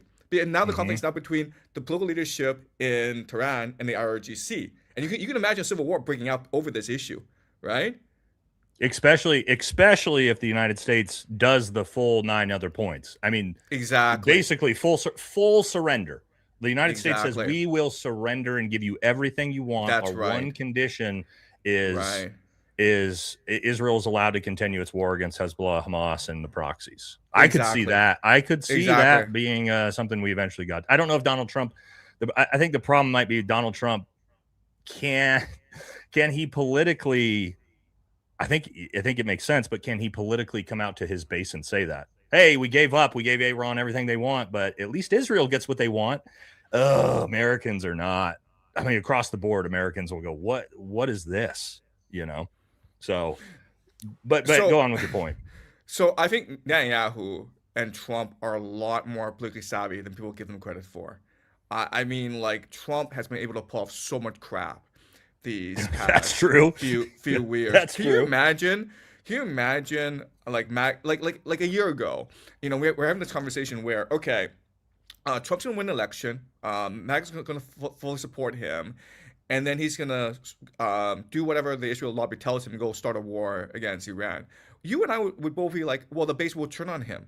You would have Yeah, riots in the streets, and that you're has right. not happened. Okay, the He base he is still just he behind him. just he just blasphemed Christ and made him portrayed himself as Jesus, and his base was like his evangelical base was like, no, no, no, no, no, no, no, it's okay, it's okay. And it's like if that, he attacked Pope, and you're like, you're like the most religious fanatics and Protestant, most fanatical Protestant, evangelicals in the country, and they're okay with stuff like that. To your point, that's a great point with the cult base. Maybe it would, his base probably would be fine with it because he would portray it as a win. You're right. That's actually kind of a misstep on me. You're right. His base would not care at all. I Yeah, would care, right? I would go. A lot of us would go, "What the hell is this? Why did we spend $100 billion and lose 13 service members' lives for Iran to be 10 times stronger?" But at the same time, if it gives Israel everything they want, then yeah, his base probably does go, "No, we're fine with it." Yeah. yeah. I mean, I don't want to underestimate Trump's political savvy. I think this guy's a lot smarter than people give him credit for. Yeah. So I will say though, is we are on a timeline for Trump because to your point, he basically currently he's pretty much done the opposite of almost everything he ran on. His base does support him for it. However, independents do not, right? And his overall approval rating is insanely low, anywhere from 34 to Fox News is the most generous poll out there, has him at the last one was 39%. The midterms are coming. And so you also have that in America, it's politics change up into the midterms, right? Where all of a sudden this war with Iran and $5 gas prices, when we lead into the midterms, that might not be something anybody's willing to accept, even within his political base. Especially, I think, if Democrats sweep the midterms and they take the House, the Senate, and they actually have enough to actually just vote through war power resolutions, and they just gut him completely, and then they just impeach him 17 times. The back half of his lame duck presidency could be, him basically not being able to do anything other than maybe, using the State Department through Marco Rubio to leverage a little bit of conflict that way. But I do think there's a pretty extreme timeline. And with Israel, it's interesting that you say, if you're Israel, you continue to do it. Yeah, I think you do. I think Israel doesn't want this. If you're Israel, why the hell would you want this 10-point plan to go through? You want none of those 10 points to go through. Right, you're trying to be the hegemonic superpower, and if we lift all, think about this: if we lift all sanctions from, which I hope we do. I mean, I hope the Middle East could have peace, and Iran could be brought into the world, and we could all live in harmony. Is that going to happen? Probably not. But if I'm Israel, I don't want Iran to be unsanctioned. I don't want them to have control of the Strait of Hormuz. I don't want them to be able to enrich uranium. That doesn't do anything. I think it's good for America and Iran and the rest of the world, but they're the big loser there. And so, to your point, well, why the hell would they? Why the hell would they let this ceasefire go through? Yeah, no, I completely agree. I mean, like Israel has this once in a lifetime opportunity to achieve the Greater Israel Project. It's This gonna is go all it. I out. think this is their chance. Yeah, Yeah. this is it. This is it. Also, like, you would think the Democrats, if they really want to win the midterms, they could easily just go on a no war Mm-hmm. platform. Like, and they could like organize rallies all around the United States calling for like no war and an end to this war. Yep. Instead, they're just sitting back and like doing nothing. There was True. this congressional vote to just They're not like just doing nothing. They're supporting the war in a lot of ways. The exactly. political establishment is supporting the war. The blue MAGA Democrats, Chuck Schumer, Cory Booker. Chuck Schumer just voted to continue the war and give Donald Trump full power. So So everyone expects okay the midterms the Democrats win and then they impeach Trump because that's what happened last time, but yeah, I maybe not. mean maybe not. The Democrats may run blue dog candidates, and then They're definitely going to do that. right like and then and then what happens right? Then they'll Yeah. impeach Trump if he does not escalate the war. Yeah, that's true. And we already saw that. I mean, they just the Democrat Party just voted on, or the DNC just voted on banning or limiting APAC, and the vote failed. So the Yeah. Democrat Party, which has basic like an 8% support for Israel in the entire party, the actual power establishment is in lockstep with Donald Trump on a lot of these things. And there was I think yesterday or the day before there was this congressional vote, right, to force Trump to seek congressional approval if he wants to Right. just That's what I continue was this talking about. war. Yeah. And Yep. it failed by one vote, right? Hmm. This was And theater, man. This was it was a staged. Democrat. It It was was a a Democrat that Democrat, was the right? tiebreaker. Yep. Yeah. So I mean, these parties are in cahoots with each other, A hundred in percent. this war. Yeah, yeah. And you can see that when, especially with when it comes to Israel, when Netanyahu shows up to Congress, he gets a standing ovation from all 500 members. There's like four members who aren't, calling him His Excellency and things like that. So that's a good point. All right, I want to talk about three more topics, if you don't mind. Sure, sure. Interesting ones. I want to talk about our NATO allies and Europe a little bit, because this is very, very different for the United States. If we go back to, and except for, the Revolutionary War, I mean, Europe and the United States have been lockstep allies. Obviously, America, his lineage is from Europe. We're descendants of Europeans. But what we're seeing now is, not a single member of NATO or Europe has been willing to come to the aid of the United States. 100% of them have now declined to send actual naval power. And then in even more extreme countries like Spain is now cut off all trade with both Israel and the United States. And there's a lot of movement towards that. France has had a lot of issues with us, stopping us from being able to use military bases and airspace. What do you see going forward happening between the United States and Europe and NATO? Do you think NATO is pretty much on its way out, and you're going to see this sort of regional break to where the maybe in the 21st century, Europe and the United States sort of break away, and we don't find ourselves as allies anymore? I mean, maybe not enemies, but Look, I think that Europe is a dumpster fire. I mean, there's no other way to put it. I mean, the problems that they're facing right now are just, I mean, it's threatening the survival of their own nation states, right? So you've got this mass immigration problem yep, in Europe. So it's almost like population replacement, true. where Yeah. in 50 years' time, they're not going to be majority white anymore. That's the first issue, and this, And some of the France is almost there. yeah, France is like 35% Muslim at this point. Good, yeah. bad, or indifferent, whether you like that or not. I mean, Sweden is getting up there as well. So is Germany. So is the UK. I mean, when you look at it as an actual percentage, I mean, we have nowhere near the immigration problem as Europe does at the moment. Sorry to interrupt. Yeah, well, that's the first point. Second point is that Europe is committed to total war against Russia, especially, Germany, Poland. They're calling up for a draft, right? So I Yep. think there was a rumor or a proposal to bar men under 45 from leaving Germany for more than 3 months without army permission, right? Wow. I Yeah. hadn't heard So that. yeah. I think they voted back because of the public outcry, but they're Right. clearly Yeah. moving towards a national draft. And what the Germans have actually said is that, well, we're not going to allow Muslim men to join the army. So it's a ridiculous situation where the Germans are going to What? send.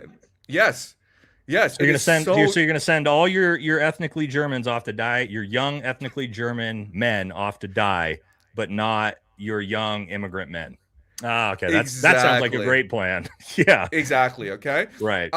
So that's point two, where they're going to continue to fight Russia, even though it is in their best long-term interest to seek peace as soon as possible, because they're not going Yeah. to beat Russia in Ukraine. Okay. I mean, they're not, Yeah. and Russia's not going to go and like invade Europe, because that's retarded. Russia would Yeah. never do something like that. No, I That's agree. point number two.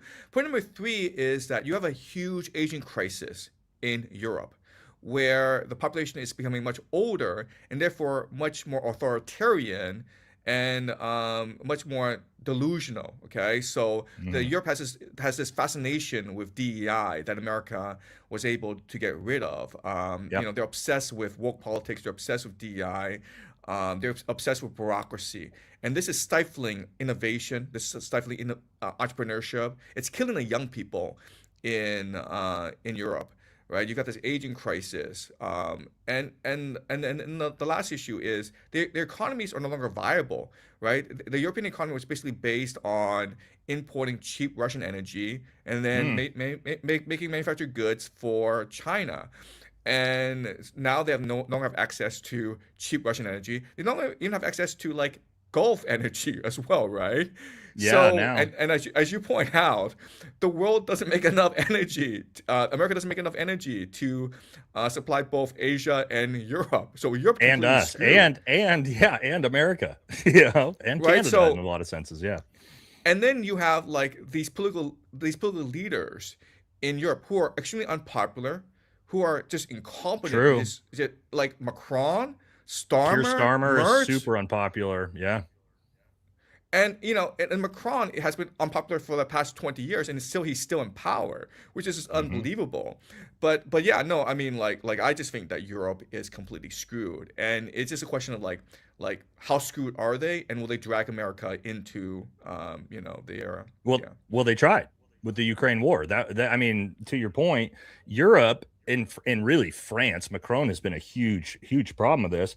The main reason why that war never came to any conclusion is because Europe gets in there during every time we come to close to a peace deal. Europe's the one that goes in there and tries to fuck it all up because Europe has got no interest in that war between Ukraine and Russia ending. And they did try to pull us into that conflict. That's Europe did, right? And still kind of are trying to pull us into that conflict. And so, yeah, I mean, to your point, they're not going to beat Russia. I mean, history says, what was Europe going to try to invade Russia? Like history has shown. Good luck with that, man. Good luck. That's like trying to invade Afghanistan, right? It's the graveyard of empires for a reason. Or Persia, right? It's like there's a reason why no one since Alexander the Great has been able to, even step foot in any of these countries for a lot of, Afghanistan and at least long term. That's really interesting on take on NATO. And with that, final part of that question was, do you think that the United States and Europe break apart alliance-wise? Because, I mean, culturally, you're not wrong. There's going to be a huge difference in cultures and things like that as Europe's moving one direction and we're not moving that direction. Could you see us just completely break? I mean, NATO falling apart feels like we just cut off trade with Spain. I mean, it feels like we're headed there, like in the next couple of years even. Well, what Trump wants to do is support right-wing political factions in Europe, right? So Trump we just saw that in Hungary. Yeah, J.D. Vance went to Hungary to support Viktor Orban, and that didn't really work out. He supports the AfD in Germany. He supports Vox in Spain. He supports Marine Le Pen's party in France. So I think that Trump wants to support these right-wing populists in Europe because they align more with his vision. But the EU bureaucracy is just completely authoritarian, right? And they will do whatever possible in order to sabotage these populist factions. So I think at the end of the day, America and Europe are heading towards a major divorce. I was just going to say, to your point, there's 16,000 people in prison in Britain for things they've said on social media posts right now. That's not Russia. 16,000 people in the United Kingdom are currently in prison for, saying mean things online. I believe there's more. I believe the crackdown on that is worse than, like, objectively worse than it is in the places we like to call authoritarian, Russia, China, places like that. You're actually seeing Europe be far more extreme. And Australia is headed down that road too, which is kind of scary. But Europe is definitely moving towards this like extreme surveillance state mixed in with bureaucracy, woke politics, and authoritarianism. So, right, yeah, that is scary. And this would be fine if, say, crime was being reduced, but crime's not being reduced, right? Right. So if you are a criminal, you are much less likely to get visited by the police than if you are a normal person, complaining about the rise of crime in Britain. Yep. In a social media post, right? It's just absurd. True. Yeah. Okay. Second to last one. Last one's going to be predictions, just because I'm going to force you to make some predictions because, well, I mean, that's what you do, literally. That's your Right, thing. But before we do right, that, right. last one I want to talk about when I had you on, it's a little bit of an aside. I wanted to talk about China, Taiwan. That's sort of my lane of expertise militarily. I mean, you're from China, you live in China, so you know even more than I do. What is your feeling? Because there are a lot of rumors about this, right? Like this war in Iran, all the focus on it. If the United States, is here in Venezuela, and it's looking at Cuba, and it's also looking at fighting a war with Iran, we're spread too thin. People think this is the perfect time for China to militarily take Taiwan. I always say, just at least because I know the United States plan, if the that war were to kick off, and I can talk about that, but I want to get your take first, and then I'll give you what I thought. No, let me give you what I thought first, so that way everybody can see Okay, if I'm sure. I'm wrong or not. But my Right. feeling, and at least in first group, we have a lot of Chinese national Green Berets, guys who actually are from mainland China, who go to places like Guam and actually enlist and join the U.S. military. So we have a lot of actually Chinese-born Green Berets, and worked with quite a few. And talking to one who mainland China, he grew up in Beijing, I believe. He was telling me, I was asking him about it. Do you think China will invade? And he said, really, it's more likely that China sort of plays a long game and takes Taiwan diplomatically, much like they did Hong Kong. Me personally, I think that sort of seems like a much better route for China. They also have a much, you guys have a much longer outlook on things than we do in the United States. But also, I mean, the difficulty of taking Taiwan, the island, is going to be extremely hard. And also, I'll let you explain it, but China, Taiwan, it's like kind of like the American Civil War in a way, right? You've got Americans killing Americans at the end of the day, even though I know Taiwanese and Chinese don't say they're the same, but I mean, people from Taiwan are those who fled, right? The Chinese Communist Party, so ethnically pretty much all the same. What's your thoughts on? Do you personally think China makes a play militarily for Taiwan in the near future? Let's say, given all of the insanity that is geopolitics right now.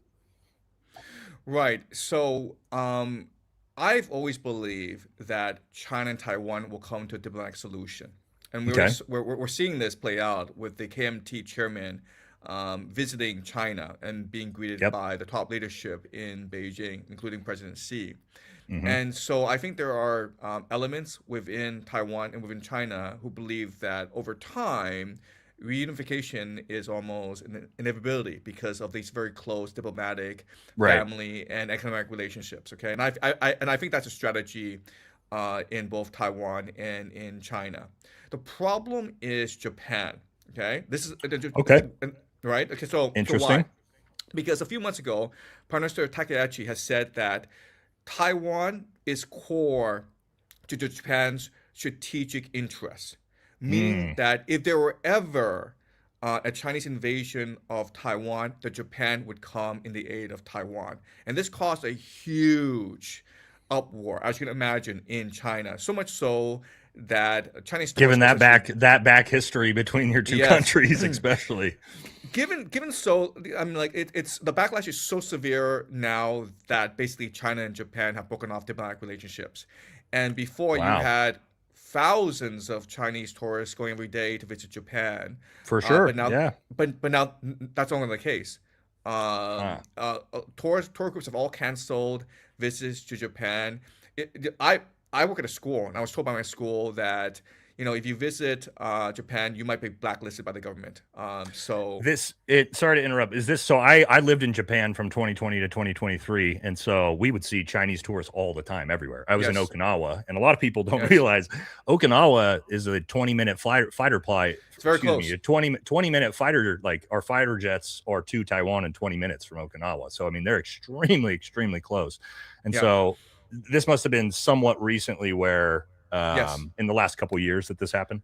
No. Well, the last 3 months. Okay. So it's Oh, a so huge. very recent. Okay. Yeah, it's a huge break off, and the logic is very simple from the Japanese perspective, right? Because you're Japan. Japan. It's a trade dependent economy. It doesn't have Hmm. its own natural resources.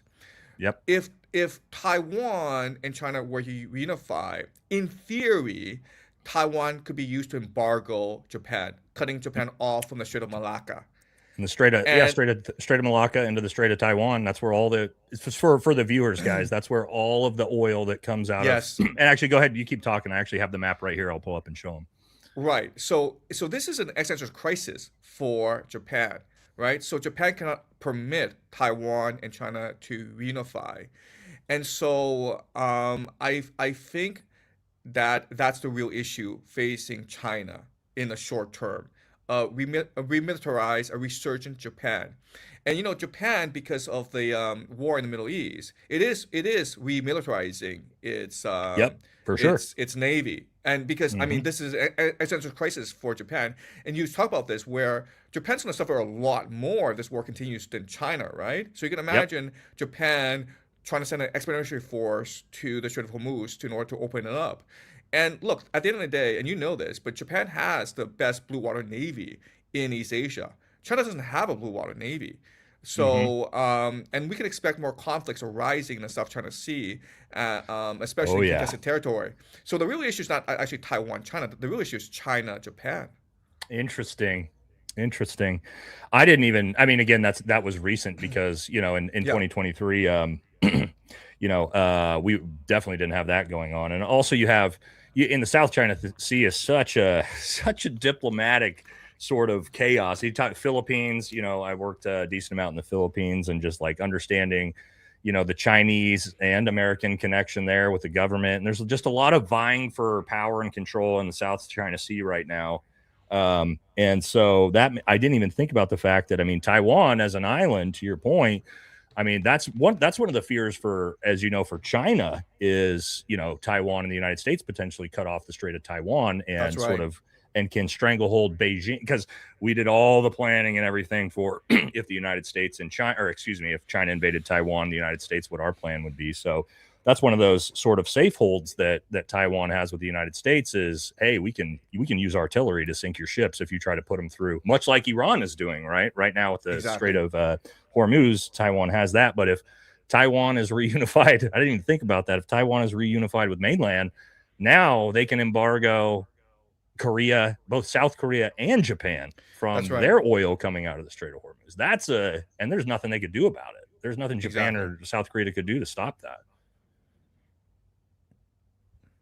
So that's a whew, that's so yeah. So your thought process is you see a diplomatic reunification between the two. I That's what I don't. think is going to happen. I No, I I I mean, I I not instead right, of right, instead right, right. of I'm not saying it's for sure to happen, but you could see if the two were to reunify, you see it through diplomatically rather than China launching a massive war and killing a couple million Taiwanese. And that I just don't see that happening. It just doesn't really feel like that's what. And also, it seems like there would be a lot of anger and backlash because you mentioned families, right? And economic ties. I think people don't realize that there's tons of people that have family in Taiwan and family in mainland. And then economically, I don't think people in America realize how close Taiwan and China actually are economically tied to each other.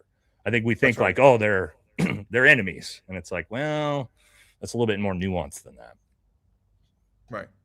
No, there are millions of Taiwanese who are doing business in mainland China. They settled down. They Yep. have families. China and Taiwan do tremendous trade. So if China were just to economically isolate Taiwan, basically impose tariffs, the Taiwanese economy would be in a lot of trouble. Hmm. Yeah, and man, I mean, but I mean, China also doesn't really want to do that because Taiwan has things like super chip semiconductors that, well, it is the country that produces those and makes them for all of us, the United States and China. China is also relying on that. So China, it's one of those things where I feel like they could, you can hurt each other, but why? Yeah. What would be the strategic positive outcome for either of those countries to go to full scale war with each other? It just doesn't seem like. But again, I'm asking you as someone who knows the cultures and everything like that a lot better Look, than I look, do. look. I'm Chinese culturally, and I can tell you that Chinese are very pragmatic people. Chinese care about the economy, and that's about it, Mm. right? Yeah, So, yeah, yeah, yeah. so if we can use money to resolve conflicts, we'll use money to resolve the conflict. Mm. And going to war is going to be much more expensive than Right. Yeah.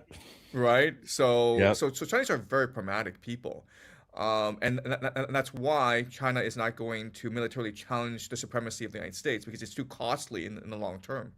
Right.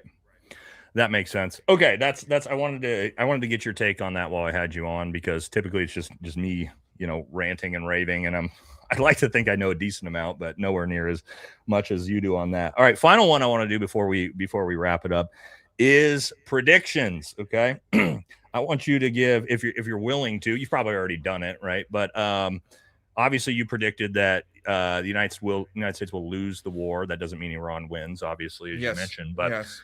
what's your prediction? What's your actual full, like, final predictions of how does this end? I think that's the big one. Does it end in a nuclear war? Does it end in a ground invasion where 500,000 Yeah. people die, or does it end where we give up? There's a lot of options here. What's your actual prediction right now for how does this war with Iran actually end? Right. So I think in round one of this war, like meaning the past 7 8 weeks, Iran overperformed, and the Americans were completely surprised Mm-hmm. by the ferocity of the Iranian response. Trump himself said he didn't expect the Iranians to close Yep. up the Strait of Hormuz, and he didn't expect the Iranians to attack the GCC. Okay, so Yeah. the Americans I didn't either, but they did it. were completely taken aback. But I think in round two, once the ceasefire ends, I think they'll go back to war. I think that the Americans Okay. will recalibrate, and the Americans will develop a much more effective strategy to strangle Iran. So my predictions for how the war will progress over the next few months is threefold. Okay, first, I think the Americans will launch a ground incursion, and the main Oh, purpose, okay. yeah, the main purpose is to strangle Iran economically, mainly by taking over Kark Island and Mm-hmm. Qassam Island, and sending troops in the coastline to block Iran's ability to export oil, as well as to block Iran's ability to collect tolls, right? And these are Right. the two main income streams for Iran. And so now Iran's going to face financing issues. Okay, so that's the first pillar. Second pillar is to activate ethnic insurgent groups throughout Iran, mainly the Kurds and also the Balochs near Well, Pakistan. the Kurds isn't going to work because we already armed them in Iran. This is the Green Beret mission set. This Right, is right. literally what we do. And the Kurds took all the weapons and said "fuck off" to the United States. Look, But to your point, there's 10 different ethnic groups that we could arm right. and equip as a resistance force. So I get what Look, you're saying. right, but the point is like the Kurds didn't want to be abandoned and betrayed again. Like they've Yeah, been right, for the right, past yeah. We 40 fucked them years. over and over and over again. Right. No, I Right, right, get it. If I was the right, Kurds, I'd be like, I don't right. know. But the point is like if they see the tide of the war churning in favor of the Americans, if the Americans That's a have good point. forward operating bases throughout Iran that can Yep. protect them, right? If they're protected by by American aerial supremacy, then they'll be Yep. much more likely to fight. They're opportunists. True. Right? So that's the second pillar. And the third pillar, which I think will be the most effective, is the Americans are going to try to strangle Tehran. Okay, meaning Tehran is a city of 10 million people. It needs water, it needs electricity, and it needs food. Right? Well, what you can do is you can bombard the roads and infrastructure so it can't get food. You can destroy the reservoirs so it lacks water, and you can destroy the Just power plants. just commit a bunch of war crimes.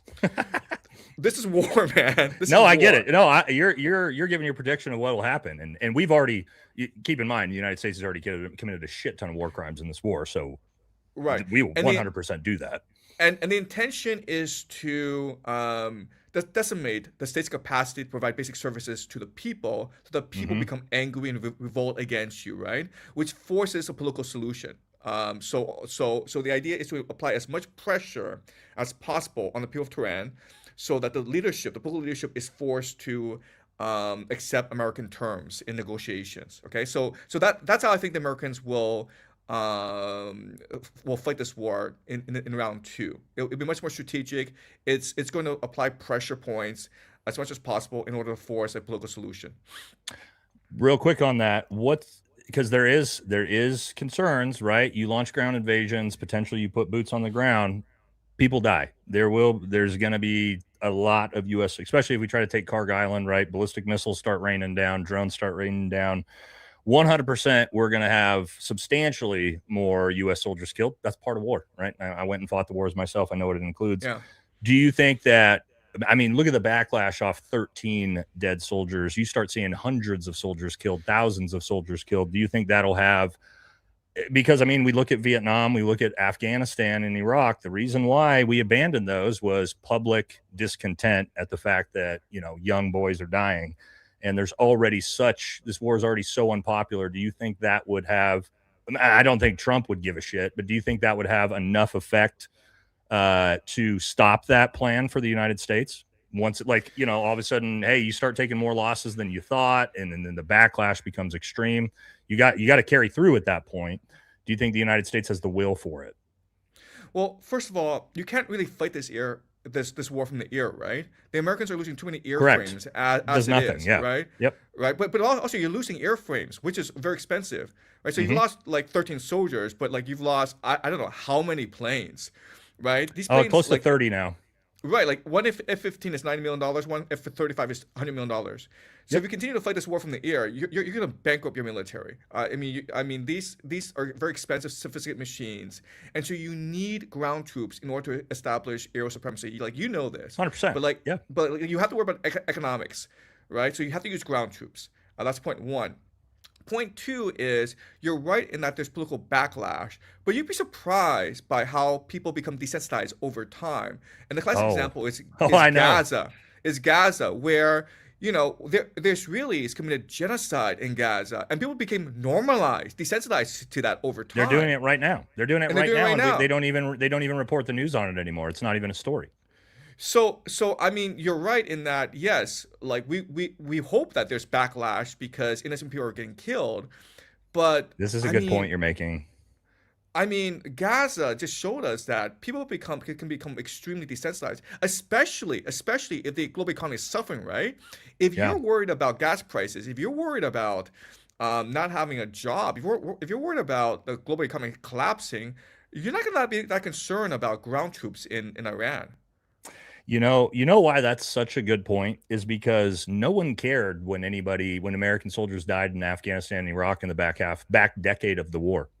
I mean, we had guys getting killed. You know, 2018 was my last trip, and we had dudes getting killed in 2018. That wasn't even on the news. Americans care, right? Like they care, but was that affecting policy? Like, no, nobody gave a shit. So to your point, we lost thousands of U.S. troops over the back decade, and it was never on the news. Nobody cared.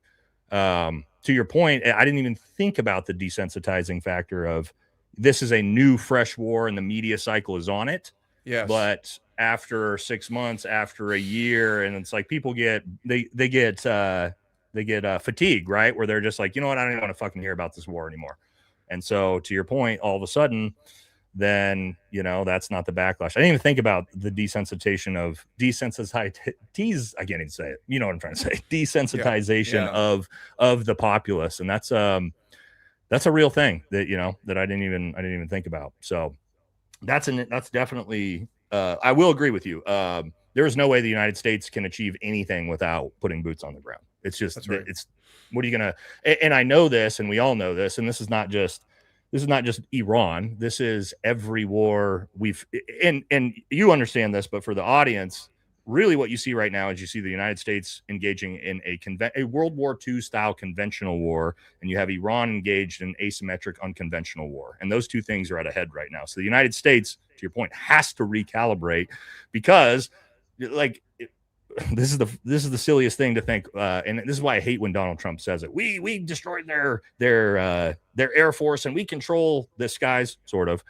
Okay, that's great. We did in Vietnam. We did in Syria. We did in Afghanistan. We did in Iraq. There was no planes in Afghanistan. The Afghans didn't have any planes, or the Taliban, right? They were in man jams and sandals, and we couldn't eventually win that war, even with boots on the ground. So I could see that. I could see that being something we have to do. I hope we don't do it, because again, it's gonna involve a ton of dead American soldiers. I mean, that's just the way these things go. But do you think the United States? Well, actually, this is kind of interesting now that you said that, because you're looking at forcing a political solution. Do you see that as an actual regime change where the Iranian people rise up and overthrow the government, or do you see it as a, hey, the regime understands our people are pissed off and we need to capitulate and start to work with the United States to come to a agreement? And the reason why I asked that is because, man, the idea that the people are going to rise up to take down the leadership is just not the way it's ever gone for us once we were there. As a Green Beret, I know that. You think you're going to go in there and arm the populace, because that's what we do. We arm them, train them, and go fight with them. And then you find out once they're there that maybe they don't want America there as much as you thought. Right. So I think there's now a major disconnect between the military leadership and the political leadership in Iran, where the political leadership is still interesting. Could you explain that? Sure. Okay. Yeah. So the Iranian government system, the Iranian political system is actually very complicated. And so it's a dual system where there's a religious authority run by the Ayatollah, and under him is a private militia called the IRGC. Okay, so the IRGC reports directly to the Ayatollah. And then you have a traditional government, a political system, with elections. And so there's a secular leadership and there's a religious leadership. Okay. And these are often in competition with each other. And the agreement is that the religious leadership would take care of foreign policy, and the political leadership would take care of domestic policy, right? The economy, essentially. Really? Okay. I didn't know that. Yeah. So the proxies is part of the IRGC as opposed to the Iranian military. But there's Iranian military, and then there's the IRGC, right? So they're actually different parts. And so what I see happening is, I think the IRGC is locked in, right? Their leader, the Ayatollah Khamenei, has been martyred. He's been killed. They now have something called the Mossadegh Defense. And the thing is that once you activate the Mossadegh Defense, which is a decentralized command and control, we've explained it on the show before. So I mean, now it's just you're all in, right? Because you fight to the death, and these people are eschatological. They believe this is a war from God. This is a holy war. It's a crusade, and so they're going to fight to the death. And so they're locked in. They're not going to surrender. They're going to fight to the death. Okay, that's the IRGC. The people in Tehran, the political leadership is like, okay, we're mainly interested in maintaining political stability. We don't want the people to starve. We don't want the nation to collapse. We want to maintain our relationships with our allies, China and Russia. So they want an off-ramp. And as time progresses, the conflict between the political leadership and the military leadership will just become much more exacerbated, right? Because the military leadership is like, screw this. This is the end of the world. Let's fight to the end. Let's destroy America, the great Satan, once and for all. Yeah. And the political leadership is like, well, that might involve nuclear weapons. That might involve the destruction of our nation state. And so I don't think it's possible that we can come to a political solution. But what the Iranians and the Americans can do is further this rift between the political and the military leaderships in Iran. Interesting. Yeah. Again, with the way they use the Mossadegh Defense on that, completely decentralizing the command across the 31 provinces, how they do it. But there's two prongs to that. That also makes it nearly impossible for the United States to regime change, right? Because now you've got 31 decentralized provinces acting on their own. There's no, and this is kind of part of the problem with the peace talks right now, is because of that. Is it's like, who are you actually negotiating with? Are you negotiating with the IRGC, or are you negotiating with the political apparatus? And then you also have basically warlords, essentially 31 different warlords who are all acting independently. So it's like you might come to a ceasefire, and then Province 29 is like, ballistic missiles to Tel Aviv tonight, baby. That's right. And so I could see that being. I think that's a smart. If the United States military and you're actually trying to achieve this and you're willing to put boots on the ground, I think it's a very good strategy. Again, I don't like the idea of it, because I know what war entails, and I know what we're sending our sons and daughters to go do. And I don't think there's any and here's what I'll ask. What's the strategic victory for the United States at the end of this? We go right back to where we started. I mean, right? Like, I let's mean, say that all plays out and we force Iran to finally capitulate and come to the bargaining table. And what it's like, okay, we won't develop nukes and we'll lift all sanctions on you guys. All right, handshake, we did it. And you're like, okay, well, so we're right back where we started, but Iran is a little bit stronger than they were. What does the United States get out of this well, ultimately? what the United States gets out of it. I mean, we just talk about from a geostrategic perspective. The United States is trying to prevent a Russia, Iran, China coalition from arising, which would unite the Eurasian continent, and then it could absorb Europe, it could absorb Africa, the Middle East, Southeast Asia into this grand Africa alliance. very quickly, right? Yeah, Yes, that's a yes. great point. Yes, and then you could just you know embargo the United States into the Western Hemisphere, and the United States has Hmm. $39 trillion in debt, and it needs Europe and Asia to continue to buy U.S. Treasuries, and so this would cause a sovereign debt crisis in America. It would basically destroy the American economy. So Yeah. so America is not fighting to gain. America is just trying to survive, and like that's a major difference. So it's kind of looking at it as, I mean, again, I personally don't think starting a war with Iran that we just then back out of that war and make Iran even stronger. I don't think that is success on the world stage for the United States. I would need to see Iran actually, um, not necessarily destroyed as in the people, but like if we're going to lift all sanctions on Iran and give them half of pretty much everything they want, that to me we're worse off than we were under the Obama nuclear deal. So why didn't we just leave that in place? Right? At least we had sanctions. At least, Iran had, some of this was already done. It seems like what we're fighting to do is just to get back to the Obama nuclear deal.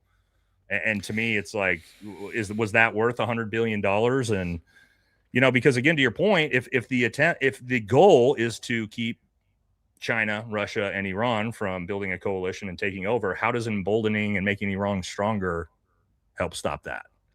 You Right. know? Which suggests like this war is eschatological, meaning there are these extreme religious elements that have Oh co-opted the yeah. Trump White House. Okay, Yes. including Yes. including Jews, but also including these evangelical Christians Hundred who percent. believe that, right. It's a So holy war to them. it's yeah, it's a holy war, and so that's the other explanation. And they want destruction, they want death because they 100%. believe. I agree. Right, exactly. So it's hard for people to understand. But this is a religious war for a lot of people, and they want all this death and destruction, and that's why we can expect this war to continue to escalate, and I agree. ultimately for Americans to send in ground troops. Yeah. No, I think your prediction. I don't want it to happen, but I think you're spot on in your assessment on the idea that Donald Trump just seems like the type of guy that's like we said at the very beginning of the episode. There's two ways out. There's through or retreat, right? And Yeah. so your prediction is the United States takes we're going through the wall. We're not backing out of the wall. One last question on that: do you think there is any backing out for the United States? It feels like we can't back out, and so maybe to your point, I mean, for the best prediction you have there is how does the United States? Donald Trump already sort of suggested it, which was like when he agreed to that full 10-point plan. I mean, the backlash from his own base was extreme. And so that's kind of what it felt like when he was like, well, actually, we're not actually coming to that deal. And then we sort of ramp things up. Do you think there's any actual off ramp that can be considered here to where we don't have to do that? Or are we're going through? I But mean, that's beneficial to the United States without, I would say without us, like without the complete surrender is too easy, right? Because that is a well, way out. But anyway, the United States has an off ramp that isn't just complete surrender. look, I mean, I'm completely with you, and like I want this war to end as soon as possible. This war has exhausted me. I can't even sleep. I'm Yeah. doom scrolling every day. So like everyone Right. else in the Yeah, world, me I too. want this thing to go away as soon as possible. And that's why Yeah. at the beginning of our talk, I asked you about the possibility that Iran has 50 hostages of Delta Yeah. Force, right? Because then that's an off-ramp where if the American people recognize that Iran has actually 50 hostages, then you have protests in the streets. Yeah. It will be like, But that's what you're saying there is why I'm telling you that's another reason why we know that's not a thing. It's because yeah, Iran would leverage exactly. that. Yeah. Well, Yeah. and that is an off ramp, right?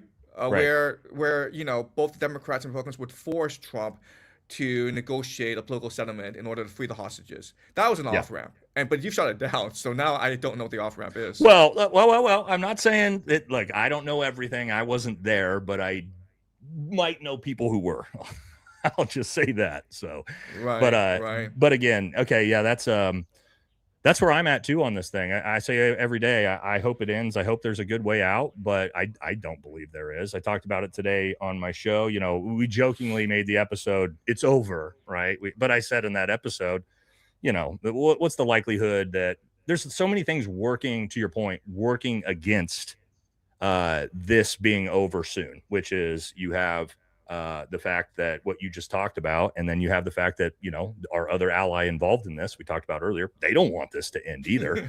and I don't, and to your point, I don't think a lot of the Trump administration wants it to end. I don't think Pete Hegseth and Marco Rubio want this thing to end. I think they want to commit a full ground invasion if they could, or at least, you know, to Karg Island. And we've talked a lot about that, not just Karg Island, but also sort of potentially, you know, the islands around Hormuz where those tankers are coming through, getting control of those.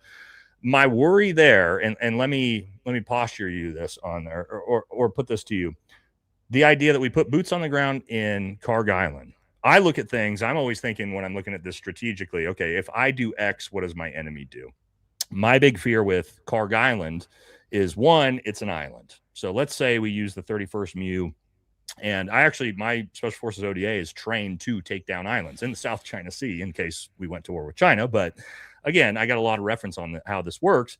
Let's say we actually do a big vehicle boat assault. We use the 82nd Airborne. We come in, we put thousands of troops on Karg Island. We take the island, and then we have all those troops. Well, if I'm Iran, then I'm not actually bombing the island. What I am doing is sinking those 31st MU ships that brought all those troops in. That's right. And I'm going to drone strike the shit out of all of those. And now I have 1,000, or I probably have 3,000 American troops sitting on that island. And then I don't let anybody come near that. No U.S. tankers, nothing comes near that. And I just drone strike the shit out of you if you try. You talk about a hostage situation. Now I got 3,000 Americans sitting on an island that can't get resupplied, and I can ballistic missile strike the shit out of them if I want. And I tell the United States, hey, here's my new bargaining chip. And so that's my big worry with a ground invasion with boots on the ground. If it's not done with someone who really has a lot of tactical brilliance behind it, because we could find ourselves in a really ugly situation really fast. Right. Okay. But look, there's certain advantages to that, right? First of all, you shift the Iranian focus from attacking GCC and energy infrastructure to containing Karg Island. I think you're absolutely right in that the Iranians would rather have them as hostages rather than to kill them. I mean, it just makes more political sense, right? It's the PR move they have, yeah.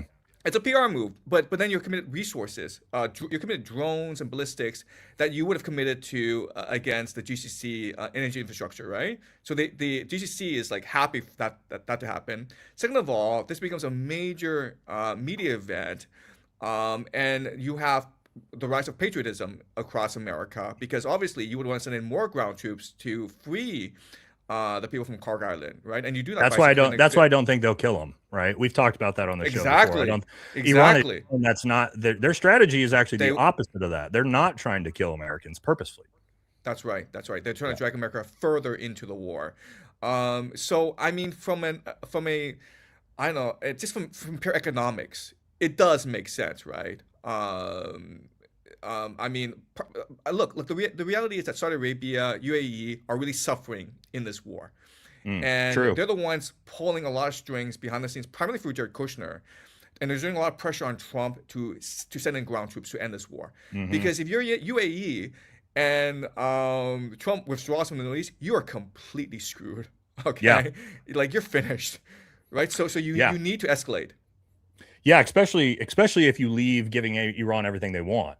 Exactly. Because Iran becomes the big dog in the region. I mean, the fact that Iran's as strong as they are now after being sanctioned for 30 straight years is pretty impressive. You see a rise of the Persian Empire. If the United States does, which part of that 10-point plan is the United States withdraws all troops from the region, which includes the Middle East, which includes the Gulf states.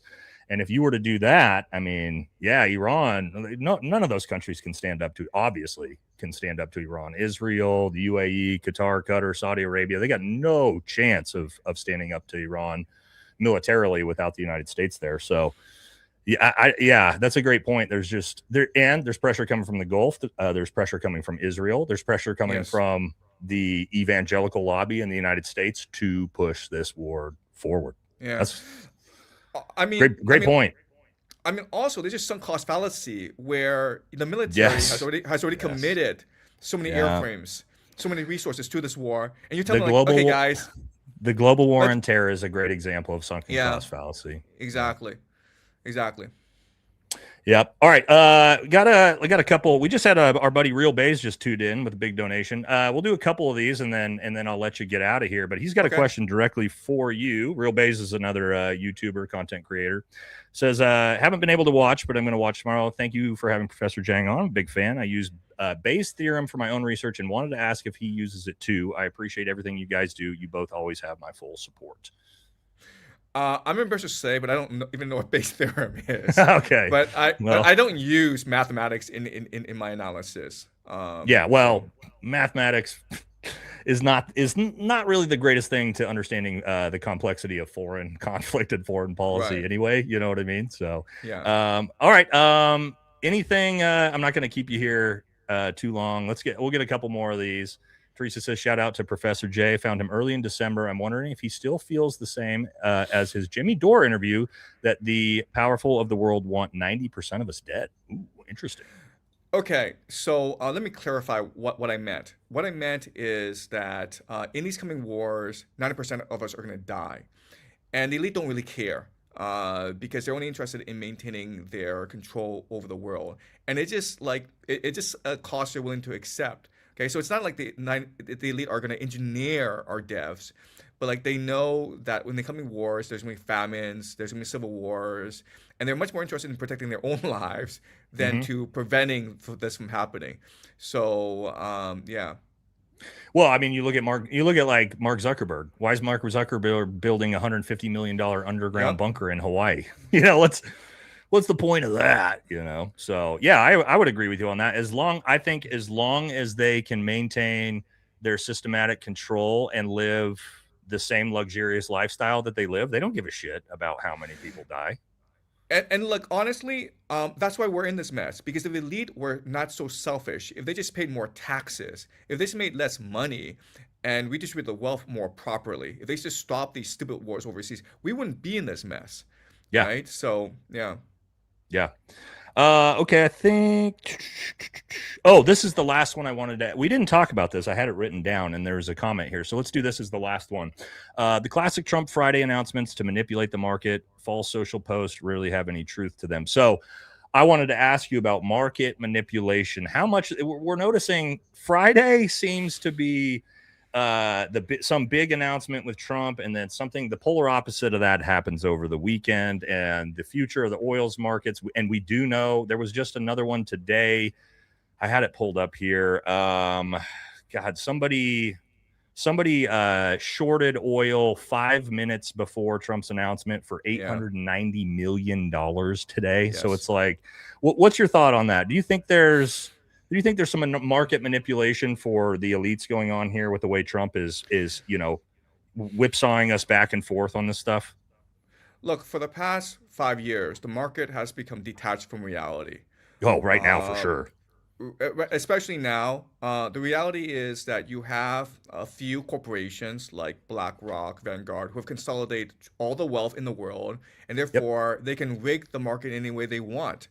The markets are a big casino. They no longer reflect reality. They no longer reflect common sense. Mm-hmm. And the entire point of the markets is to basically redistribute wealth from everyone else to the elite. And that's just the reality now. Yeah, and I mean, I think that's what we're seeing. It's like it's hard to believe that there's not some insider stuff going on here with understanding like, oh, okay, well, we're going to put out this announcement. Make sure you get your bets in because the market's going to soar, which, I mean, we literally just saw that happen with the announcement today. And the poly market is the worst example of this, right? now that regular people can get in on the action, I'm just betting on random bizarre stuff like that. So, yeah. All right. Awesome interview. Thank you very much. I learned a ton. I always love interviews where I get to learn a lot from the guests. Anything you want to? Oh, we should have. And I'll make sure I get it up here in the. Get your channel. Do you want the predictive history put up so everybody? Is that where you want them to go, or do you want something else for your channel? So there are two ways to get more content from me. The first is, of course, my YouTube channel, Predictive History. The other is my Substack, where I write on geopolitics, where I provide real-time geopolitical analysis. It's predictivehistory.substack.com, and that's where I would recommend.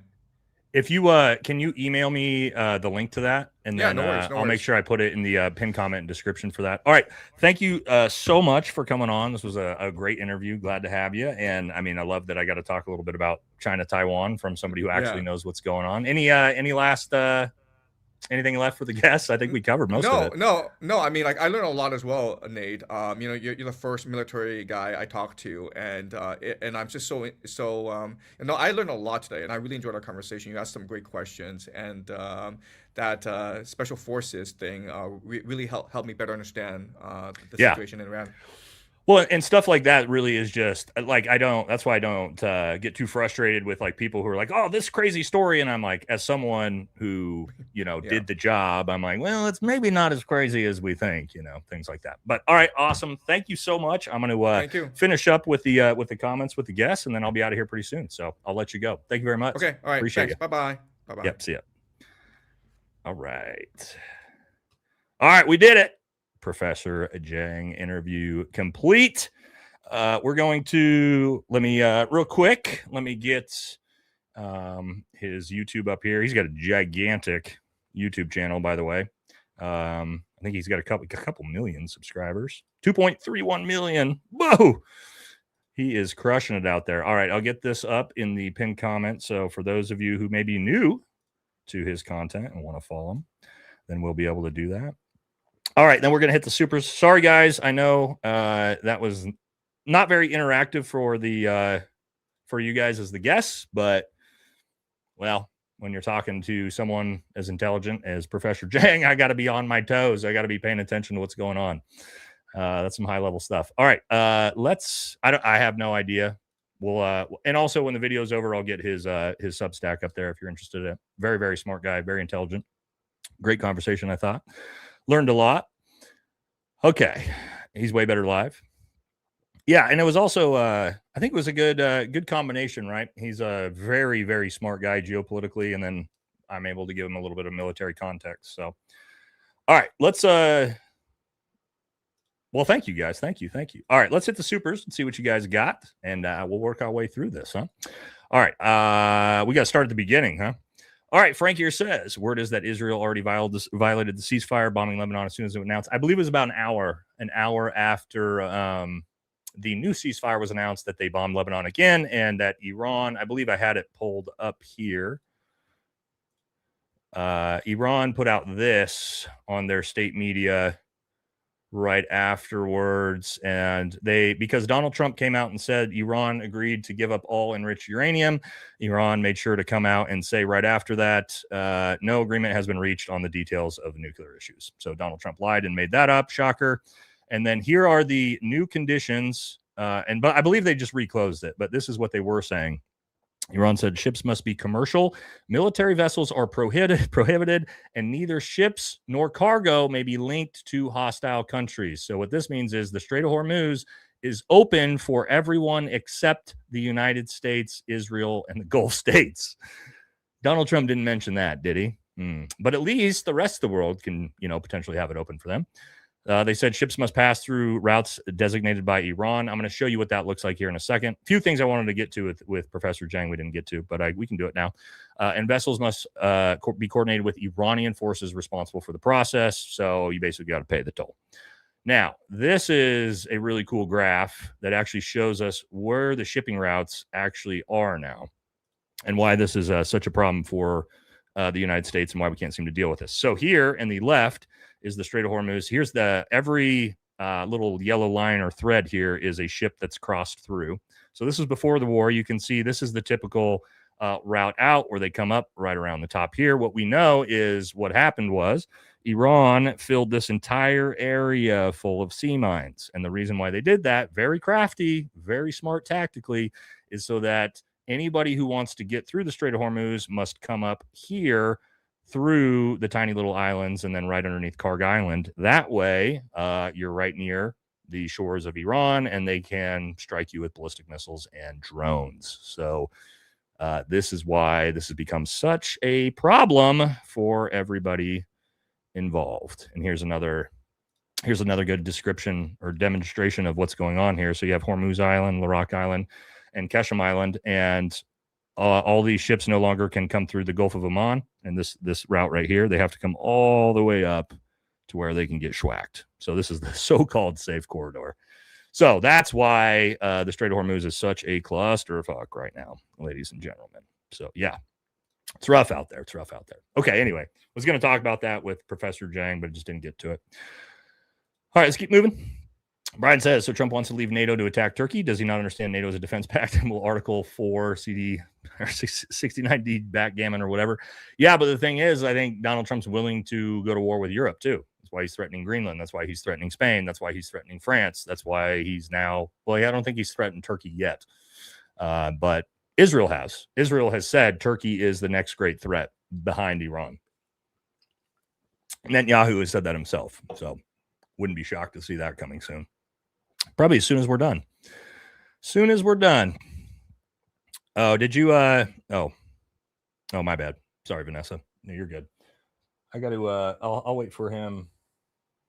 Oh, my mom texted me and said, "Wow, your guest tonight is awesome." Mom, are you tuned in? I think mom's tuned in. I think mom's watching right now. When she sent me that? That was 40 minutes ago. I don't know if mom's still watching, but mom was in the chat. So shout out to Mama VFT if she's still here. But mom's been in here with us. Yeah, mom's been watching. Okay, let's keep moving.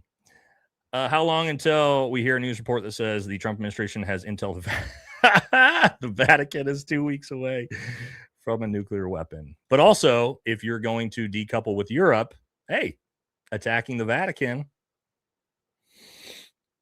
seems like it makes sense. Thank you for the 2027 midterms. That's an interesting one. Super sticker. Thank you. Had to jump in. Love Professor Jiang and Yuval Hall. Appreciate you, Shang. Appreciate you. What is the Intellectual Chad channel? What is this Intellectual Chad channel? Oh, my channel? Hey, here's what I'll say. I'm not, excuse me. I'm not, was my mom tall? No. But my mom's not super short either. She's about 5'5". 5'5". My dad's tall though. My dad's as tall as I am. My whole family is super tall though. My mom's, all the men on my mom's side of the family are all super tall, all about my height too. So we do have a tall family. But mom, about 5'5", I think. But the rest of the family's tall. But yeah, hey, don't tell anybody. I've got the image and the physique and everything that I look retarded, and so I like to keep that image going most of the time. So don't let anybody know that I'm not completely retarded. Okay. So, but don't tell anybody. It's gonna ruin the mystique behind my channel. All right. Ryan says, "Howdy, everybody. This is the place." Thank you, brother. Remember when we defeated the Antichrist this week? Wars Racket says, billion spent on weapons and we're being defeated by Lego memes. Did not have that on my bingo card, but here we are. Yeah. I do really like that Professor Jiang clarified that in his theory or his prediction that was not that we would win, but that, or not that Iran would win, that we would lose. Because I say that on the channel all the time. That's been my, I didn't predict it by any means, but that's been how I feel like the war is going, is that, everybody is losing. I thought for sure you showed up in the prayer from Samuel L. Hegseth. So for those of you guys don't know, this is a joke because Pete Hegseth quoted Pulp Fiction as if it was the Bible, as if it was a verse out of the Bible. And he's getting absolutely destroyed for that. So shocker. Joanne, thank you very much. Thank you. No comment. Appreciate you being here. XDSP says, now for something entirely different aliens. Nate, when you were in the unit, I wasn't in the unit, brother. That's Delta Force. I was in Special Forces. Were you a security sentry at Area 51? No, New Mexico. How many aliens did you kill asking for a friend? Except, no, I did spend quite a bit of time in Yuma, though. Yuma, which is got a lot of weird alien shit going on too. But no, I was never in the unit and never defended Area 51. Unfortunately. Robert Savant says the classic Trump Friday announcement to manipulate the market, false social posts really have any truth to them. Yeah, we talked about this one earlier. Agreed. Quantum says, do you think there's a Snowden type left somewhere in the United States government that might release the e-files? We asked, sorry, I'm brain farting, Chris Paiota that from the FBI, if that was possible for something like this. And the way he explained it was it's like a decentralized system where they keep everything on. So probably not, probably not going to be something we would be able to have somebody like pull off and show us. Unfortunately, that question got asked while he was on the show. I don't remember his exact, the way he exactly explained it because I wasn't in the FBI, but from what he said was no, it probably wouldn't be able to happen. Is Cake's Breath gonna yeah, see, here we go. A lot of running jokes about old Pete's decision to quote Pulp Fiction. Is Cake's Breath gonna pray us Boondock Saints 420? One of my favorite movies, by the way, Boondock Saints. I love that movie. Fantastic movie. All right, Megs the Cheese says, hi, Nate, impressed by your Mandarin. I shouldn't be, though. You ever need any German translation, count me in. It's not as good as it used to be. I haven't spoken Mandarin like at all in 3 years, so that was just pretty rusty, but I used to be pretty good. When did I learn? I actually learned in 2014, I think, is when I actually went to school for it, so it's been 12 years, but, I learned enough of it to where I can still speak it decently. I think we shocked Professor Jiang a little bit with that. I didn't tell him I could speak Mandarin before we did the show, so I think he was like, "What the fuck is this?" And it also probably sounded terrible too. So there's that. All right, Bobby says, "Oh wait, no, we got one right here. Do Green Berets take a polygraph? No, we don't. Nope." Not to become Army Special Forces. There's different jobs or like schools you can go to that, yes, this is a requirement, but not just strictly to become a Green Beret. Nope, no polygraph. But there is big and like background investigations into you, right? So security clearance investigations, like they run through your entire life, but no polygraph. Bobby says if Iranians had hostages, we would be seeing it 24/7 on mainstream media. 100%. Like that, they would be blasting that out nonstop. They didn't hesitate, and they took our boat crew in 2016. Great point, Bobby, and that's also why I was explaining Professor Jiang the idea that, first of all, understand Delta Force is very, very small, guys. Right? There's like maybe 200 guys probably at the most in Delta Force, so that would be like 1/4 of the entire unit was taken hostage. I'll bet you Brent Tucker probably would have heard of that by now, but I've got quite a few buddies in CAG, I've got active duty buddies in the squadrons right now that I talked to, and they said no, unless they're lying to me, then maybe. But why would my buddies lie to me about that? But I asked one of them, and he was like, "What the fuck are you talking about? I haven't even heard about that story." So there's that. All right. Chris said nothing really makes sense regarding this complete war, so them attempting that SF uranium op makes sense. Maybe the fire pilots were part of an operation to shape the battlefield prior to a larger scale raid on the Isfahan nuclear plant. Maybe there might have been. It could have been a situation where they were shaping operations, but they didn't actually ever send anybody in when the pilot got shot down. That I'd be willing to entertain for sure. But the idea that like we actually sent fucking Delta and a bunch of SF guys and went and tried to raid an underground facility and all that, nah, dude. Nah, I don't think so. But I do like your theory here. The idea that shaping operations for that, yeah, 100%. That could have been something that was going on for sure. That's a very good comment.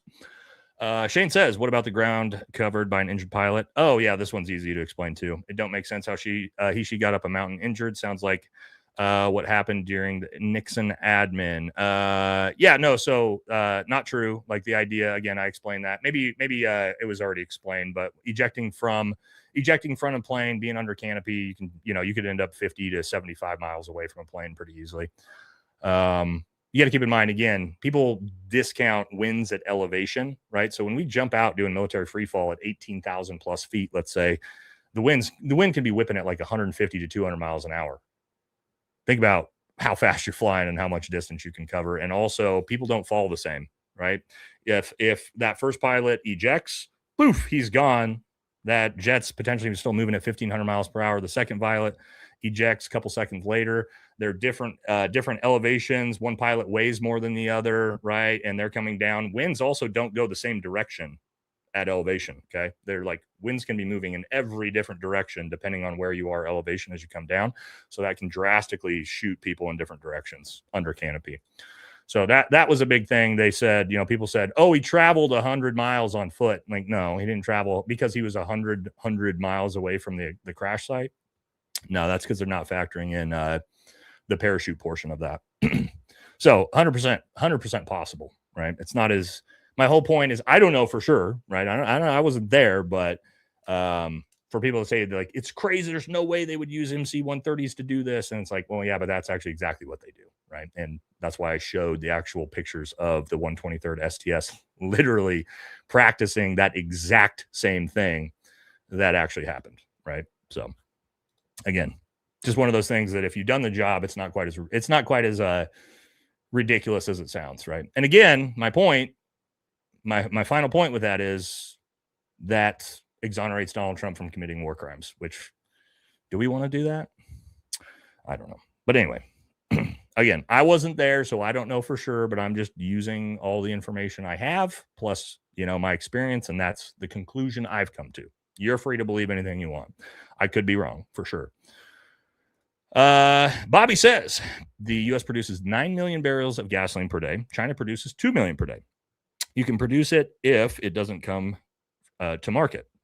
U.S. refineries were both built to refine Venezuelan crude. Excuse me. This is a power game, plain and simple. You're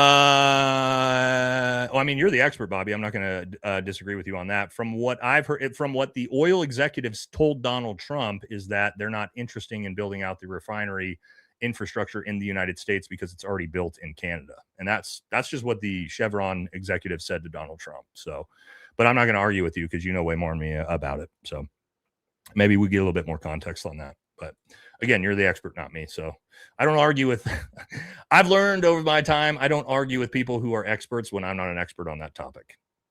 I'm not, and I'm not saying you're wrong and I'm not going to argue with you. I'm saying I'm just going to default to your expertise on that and assume it's true. All right. Rogue says, who else bought the dip, talked mad trash to heretics, and got strange this month? Yeah. You got to be careful. Is it a dip or is it a dead cat bounce? Because if this war doesn't end, that ramp up we've seen since Donald Trump keeps saying the war's over, the war's over, the war's over, the war's over, and then we find out there's a ground invasion, into the abyss. So be careful. Be careful. It's called a dead cat bounce. Be careful. Or it could go to the moon. Who knows? Stock market, like Professor Jiang was saying, completely manipulated at this point. Idiot Garrett, hey all, just wanted to share with everyone, one of our sisters have fallen to cancer. Oh, that's not great. Sergeant Major Christy Adora Hartman Fields, mother of two, I would request you pray for her family. Well, that's horrible to hear. Sorry to hear that. And yes, prayers to you and your family, and to Sergeant Major Hartfield. So prayers from the channel. Sorry to hear that, man. That's sad. And also very, very common. Unfortunately, cancer is so prevalent in the special forces community, especially in my dad's generation. Well, in the military in general, but man, they're all dying from cancer from Agent Orange. In fact, we're going to one of my dad's best friend is being inducted into the Special Forces Hall of Fame tomorrow. Riley Lott, the NCOIC of Mike Force for 7.5 years in Vietnam. He spent 6 straight years in Vietnam, never left as a Green Beret, just in the jungle. 6 years straight. But anyway, he died from bladder cancer this year. So he's being inducted into the Hall of Fame tomorrow. But yes, very, very, very, very common, sadly. AJ, thank you, brother. Thank you, brother. Teresa says, shout out to Professor J. Oh, we got this one already. He answered your question on that one. Great conversation. Thank you. Ryan says, so what little country spelled that twice wants to put big boy pants on the U.S. and the Russia just say no? Yeah, well, you would think we'd be able to tell them no, but it doesn't seem like we're able to tell them no. Why can't we tell them no? Little country with 9 million people that has no military outside of what we give them? We can't tell them no? I don't know why. Why can't we tell them no, guys? Why can't we tell them no? It wouldn't have anything to do with blackmail. No. Or the Epstein files. No way. No way. So I know information on the rescue pilot because he's active duty. I know, guys, the F-15 pilot, I know something crazy about that pilot personally that would make you laugh your ass off. And I can't tell you that because if I did, that would burn my source. But I know who he is and a hilarious story about all of this. Right. So again, if I told you guys, you would literally laugh your ass off. But I can't tell you because, again, that would burn my source on where I get a lot of this information from. But no, he's active duty. So why would they tell you who he is? It's not how it works unless he's receiving a Medal of Honor or something like that. Think about it this way. Do you guys know the 2 Medal of Honor recipients in Benghazi, the 2 Delta Force operators? Do you know who they are? No, you don't, because they're still active duty. And they have Medal of Honors. You don't even know their names. So again, we don't just necessarily tell the public the identities of active duty fighter pilots or any of our Green Berets or special operators. It's just not something we're ever going to do. So again, one of those things everybody said is crazy. Like, you didn't show the face in his picture and his name. And it's like, yeah, they're not going to do that because he's still, guys, understand that pilot that was shot down is still flying planes right now, currently, actively. So they're not going to just tell you who he is. Right. So just things to think about, guys. When you hear like crazy stuff on Twitter, like I saw another one that was like, he was a colonel. There's no pilots that are colonels. And then you have somebody tell you like, actually the vast majority of pilots are lieutenant colonels and colonels. And you go, oh, well, I didn't know that. Right. So just things to think about. Right. DB, U.S. Marine Corps. Thank you very much. $20 dono. No comment. Appreciate you though, brother. Also good looking puppy dog right there. Polslu says a schizo to possibly beat me. Okay. Shopsy folded like 7-2. Okay. The Laurel will be green again. Bullheim, I can't even say that. 1321. All right, there we go. I don't know. I don't know the context on that. Something historically relevant.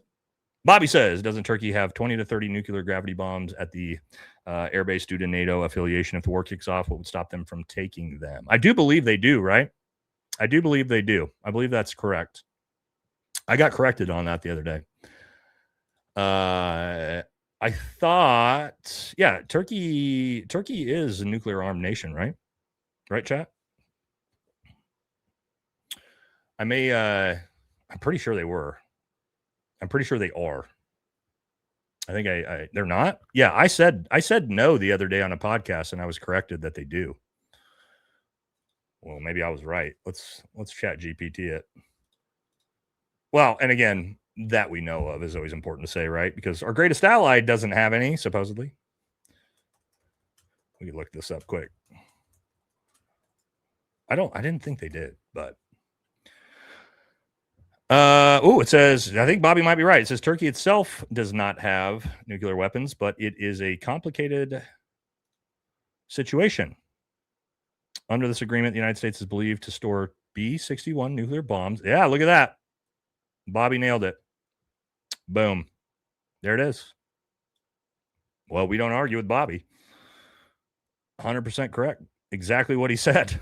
It's exactly what Bobby said. So there you go. He was correct. According to ChatGPT, literally said exactly what you said. So there it is. Nailed it. Nailed it, buddy. Now, so that makes me, here's the thing. That made me technically right. when I was talking about it. Technically. Okay. Ryan says, I'm a fan of any conversation where Sabati Zevi is mentioned in detail. Cheers, Nate and the professor. Yeah. Man, that dude knows a lot of history, huh? Holy shit. Puts my historical knowledge, just crushes my historical knowledge. The way he can rattle off some of that stuff, you're like, God damn, this guy's well read. Nate, we should have a weekly Friday wrap up with you and Professor Jiang. At this point, man, with how crazy everything is, might not be a bad idea. I'd love to have him back on the show. If especially, we'll definitely reach out and ask him to come back on the show. If the United States launches a ground operation, like he said it is, we'll have to have him back on the show because he will have been right again. And the way he actually explained it, it's kind of like makes me not feel very good because a lot of it makes sense. And I could very easily see the United States do exactly what he's predicting. And like he said, he doesn't, like, he's like me, he doesn't want it to happen, but I think it's pretty likely that we're going to see something like that. Oof. NATO is always rigorously overlooking situation. Steve Brown here. Holy shit, Steve. Oh God, are you still in here, Steve? Steve Brown here. We dealt poker together for many years, Nate. Love to see you here. Post-military, been watching you since the beginning. Love your content. Tell your dad I said hi too. I will tell my dad hi, man. Hell yeah. Dude, hit me up on text me, man. I'd love to talk to you and see how you're doing, man. Yeah, I worked with Steve. Well, God, what was that? 20 years ago? 20 years ago now? Almost. Yeah, almost 20 years ago. That's crazy, man. Awesome, dude. Yeah, text me if you're still here, bro. Very, very cool. Very, very cool to see, people I used to know back in the day. Awesome. All right, Ryan, why can't we be friends? Y'all know the song. Yeah, buddy. Do you think that China will seek retribution against Japan for the treatment of the Chinese during the Sino-Japanese War? Well, I mean, we didn't talk about that exactly, but that's what Professor Jiang was sort of alluding to when he talked about the back history between Japan and China. Those two countries really do not like each other historically, and for your exact reason here, World War II, and and so there's a lot of bad blood, and so the fact that it's a little bit scary. I didn't know that was that happened with Japan. The thing what he was talking about earlier with basically China and Japan completely cutting off diplomatic relationships with each other over the last couple months. Woof. Yikes. All right. Do you think China will seek retribution against... Oh, we did this one. Bobby says, scary times, brother. The world is tinderbox and its leaders are playing with the matches. Yeah, and they don't. That's what we talked about at the end. They do not care. They do not care who gets burnt as long as it's not them. Right, Bobby? You know what I'm saying? Oof, I agree with you that. Wait, the war's not over. No, it turns out... It turns out 1 hour after the war was over, it was back on. So I thought we were going to make it 24 hours. I was talking to Aaron Love about that. I asked him, I was like, what's your time frame on when Israel breaks the ceasefire? And I don't think either of us were guessing 1 hour. I was hoping we'd get 24 hours. We got 13 hours last time. Would have been nice if we hit 24 hours at least, but we didn't. It was about an hour. God bless y'all, and thank you, Nate. Ratio Glory, thank you, brother. Thank you. Will Native Europeans take their countries back? I doubt it. That was a good conversation, too, because, yeah, Europe is fucking struggling out there, ladies and gentlemen. Again, that talk about how authoritarian Europe has become, too. Again, they're putting people in prison for saying mean things online, like in a lot of people. Not like onesies and twosies who say something crazy. Tens of thousands. Scary. And that could come here. That could come to the United States very easily. It's already sort of starting, the censorship and deplatforming and everything like that. The next step is prison, right? They can delete your YouTube channels and social media. The next step is they just throw you in jail. So we're not very far away from it, especially with the new FISA stuff. Donald Trump. Have you guys seen that? Donald Trump. MAGA, right? Spying on American citizens is MAGA now. Did you guys see Donald Trump's post? Hold on, let me see if I can pull this up. This like where he literally says he's willing to give away his rights as American citizen to be surveilled. What? Let's see if I can find this. Oh, is this it? I think this is it. Let's see if I can pull this up here real quick, guys. Yeah, here it is. Oh my God, dude. Look at this. Look at what Donald Trump posted. Talks about FISA. Anyway, I'm not going to read the whole thing. Well, he's asking for an extension of FISA 702 through the House of Representatives this week. And then he says down here, right here, after crashing out about James Comey, I am willing to risk the giving up of my rights and privileges as a citizen for our great military and country. Let me repeat that. MAGA, MAGA, MAGA, the party of don't tread on me. Right here, the president says, I am willing to risk the giving up of my rights and privileges as a citizen for our great military and country. That is psychotic. That is Donald Trump and MAGA, everyone. Spying on American citizens is good now.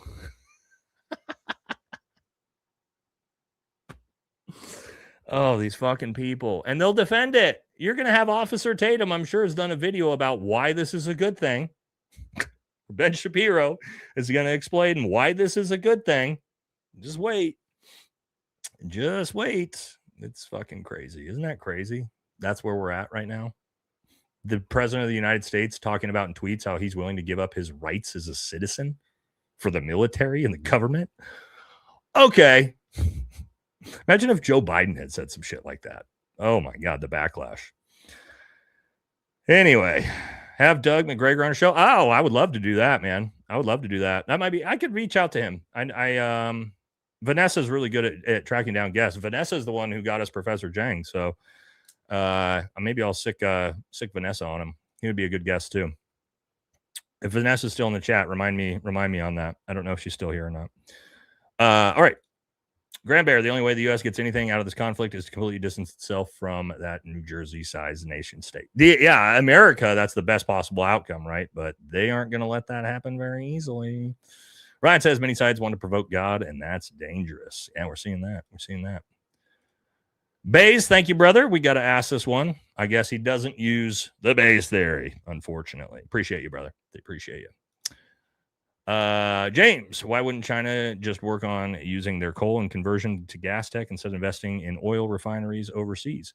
Well, because oil is the lifeblood of society, homie. It's not just gas. You know, petroleum is actually used for literally everything in human society. So, unfortunately, yeah, oil is far more important than just for gasoline, and so. It's not that like strictly for energy purposes, right? As in like powering your home or your car.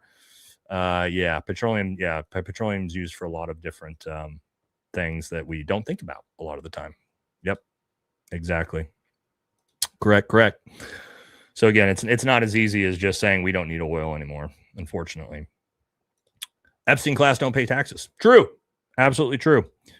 Six's mom says Zuckerberg's bunker is here in Kauai, Nate. I did not know that. I knew it was in Hawaii somewhere, though. I always knew it was coming, but I predicted 2050 and I'd be dead. Man, I've seen too much war. Aloha from Kauai. Great interview. Thank you, Six's mom. Appreciate you. Yeah, I didn't know it was in Kauai, but I did know that he built there. Well, what is it, like $150 million bunker that he built? Why do you need $150 million underground bunker? Unless you think that maybe you might need it. You're not vacationing there, I don't think.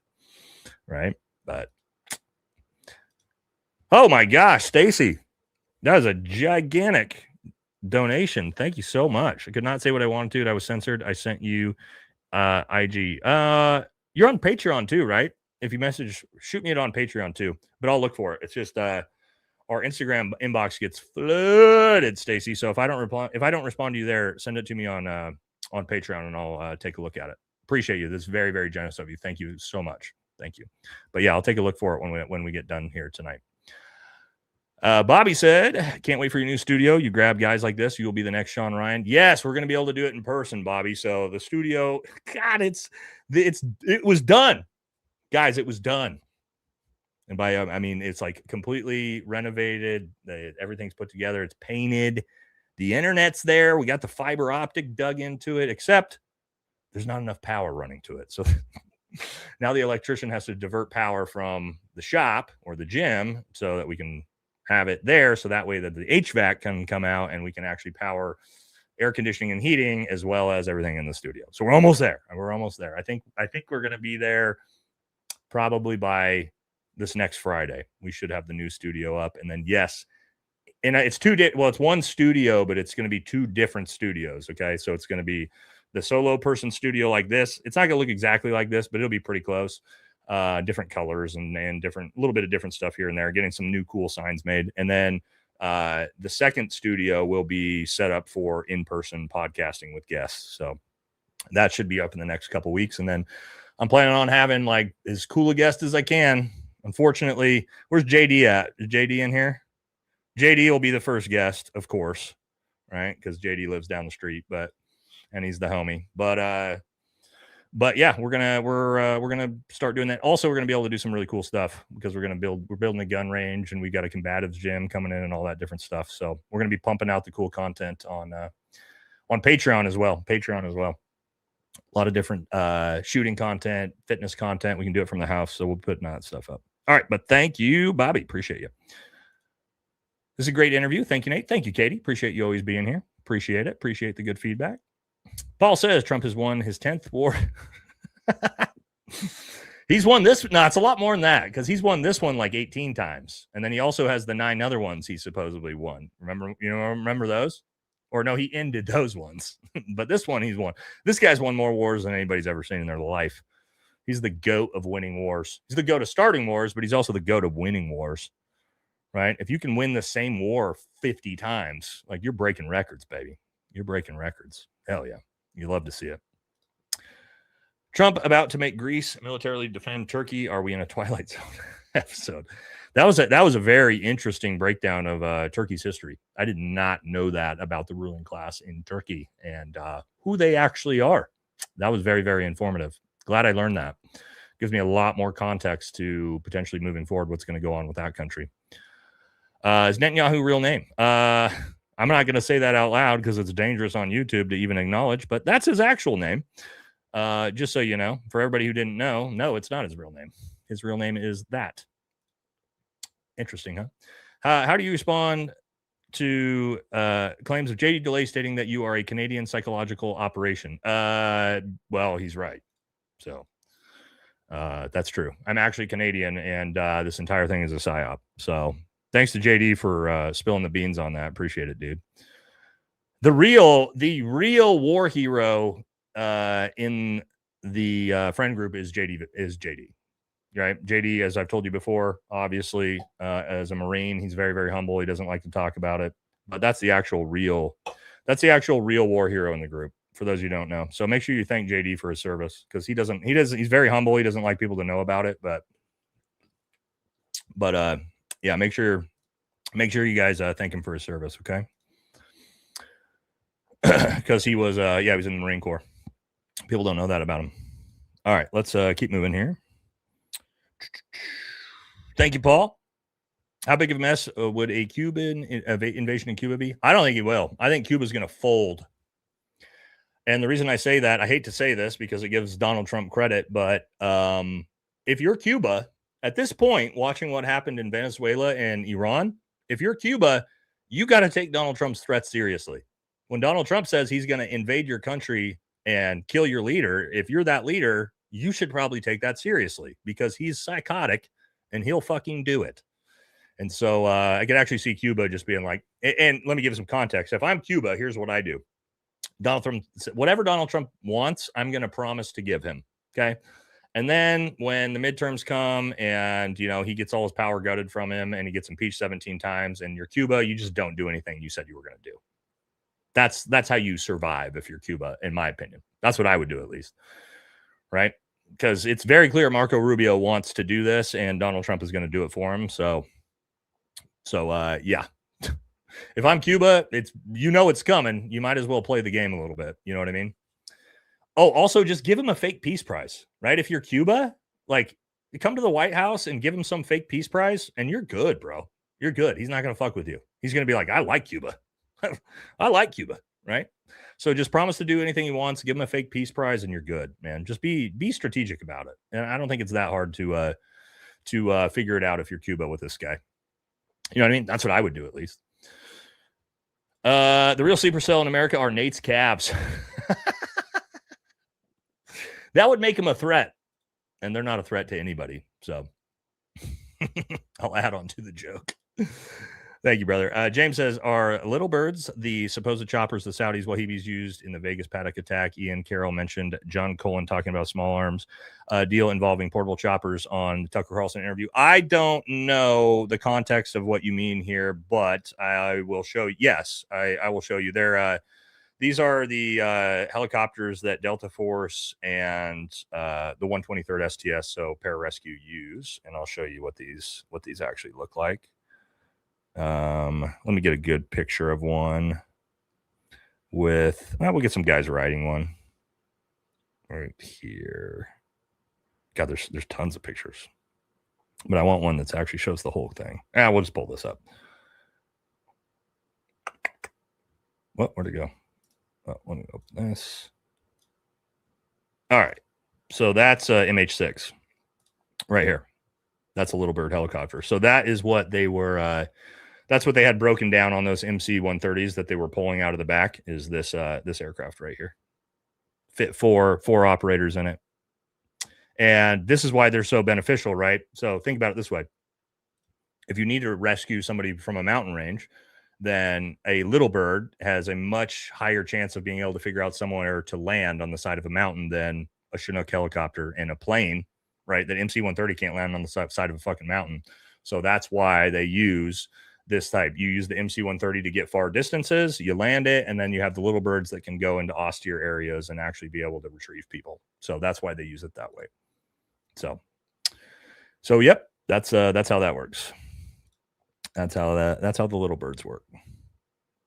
And then they're also used by Delta Force for, point target raids and things like that as well. But everybody knows who Timnesha Kennedy is. Didn't he choke out UBL or something?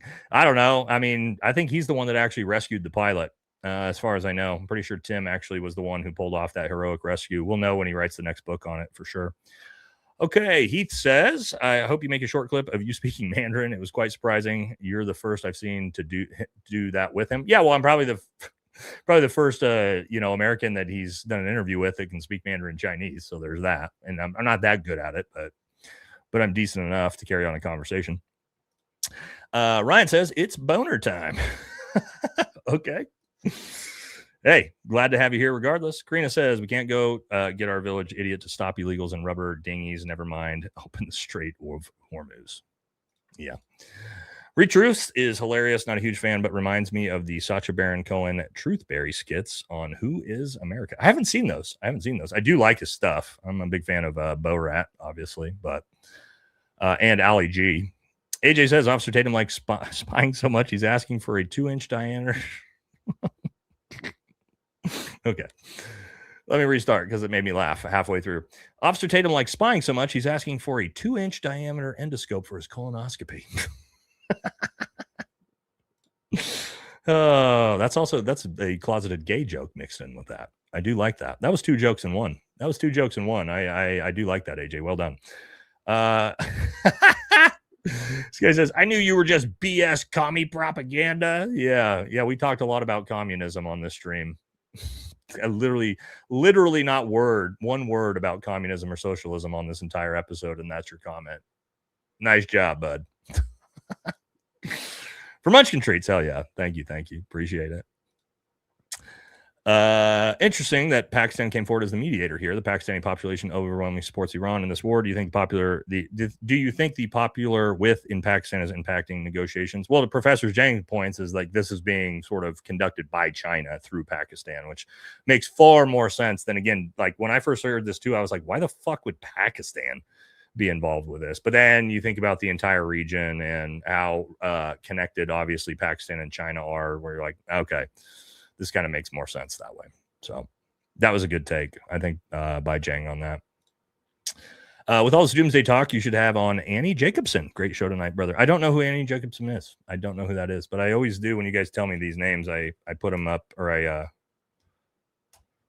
let's see if I recognize her. Sometimes I don't know their names. I don't think I recognize her, but I'll look into her stuff. Whenever you guys suggest people, I always look them up. Thank you, though. Boomer's lead poisoning. It shows up on tests. Yeah, probably. It's the fluoride. Not letting you go to bed because JD Delay left to get milk 18 years ago and didn't come back because our love child isn't famous. No, JD's not old enough. Me and JD have been friends since, I don't know how long ago now, since I was 21. So 20 years almost. Whoa. Ugh. Shit. We're old, bro. We're old. We weren't old. We didn't used to be old. Now we're old. That was a long time ago. All right. Ryan said, effing outrageous. The FISA shot in Congress is like one of us to fuck. I know, right? Like, what? Who says that? Like MAGA, though, right? MAGA's going to cheer it on. Okay, let's talk about why surveilling people without a warrant is good. That's good now. Yay. Chris says, discovered you a couple weeks ago. Love your show. Greetings from Vancouver Island. Well, appreciate you having here. That's a good-looking puppy dog, by the way, right there. Stacy again. Geez, thank you so much, Stacy. Very generous of you tonight. JD said we need more supers. There's one. I want to protest the freaking ARC Trump. Oh, God, I know. It's putting up that's bigger than Lincoln. So many dirty words. God, he's so obsessed with this thing. And I feel like, no, that's the ballroom. Shit. I saw there was a judge. I don't know if it was the Supreme Court or not, but there was a judge that's blocked the construction of the ballroom right now, and he's super pissed about it. We need to get that with the ARC because, God, or just tear it down, right? The second he leaves office, you just tear it down. That's probably a good way to do it too, because I don't know if we'll be able to stop him from putting it up at this point. Oh my God, the narcissism on this guy, building arcs to himself. Jesus Christ. Arc to Trump. Is that what he's calling it? Arc to Trump. Ask this man, how come he speaks such clear English? This dude speaks English too well to just be a high school teacher. Smells like an operative. He literally sounds like every educated Chinese person who speaks English as a second language I've ever talked to in my life. So I don't know. Maybe you can't hear the accent, but as someone who can speak Mandarin, I can very clearly hear his accent. So, okay. Jesus Christ, man. Also, like, what is his psyop?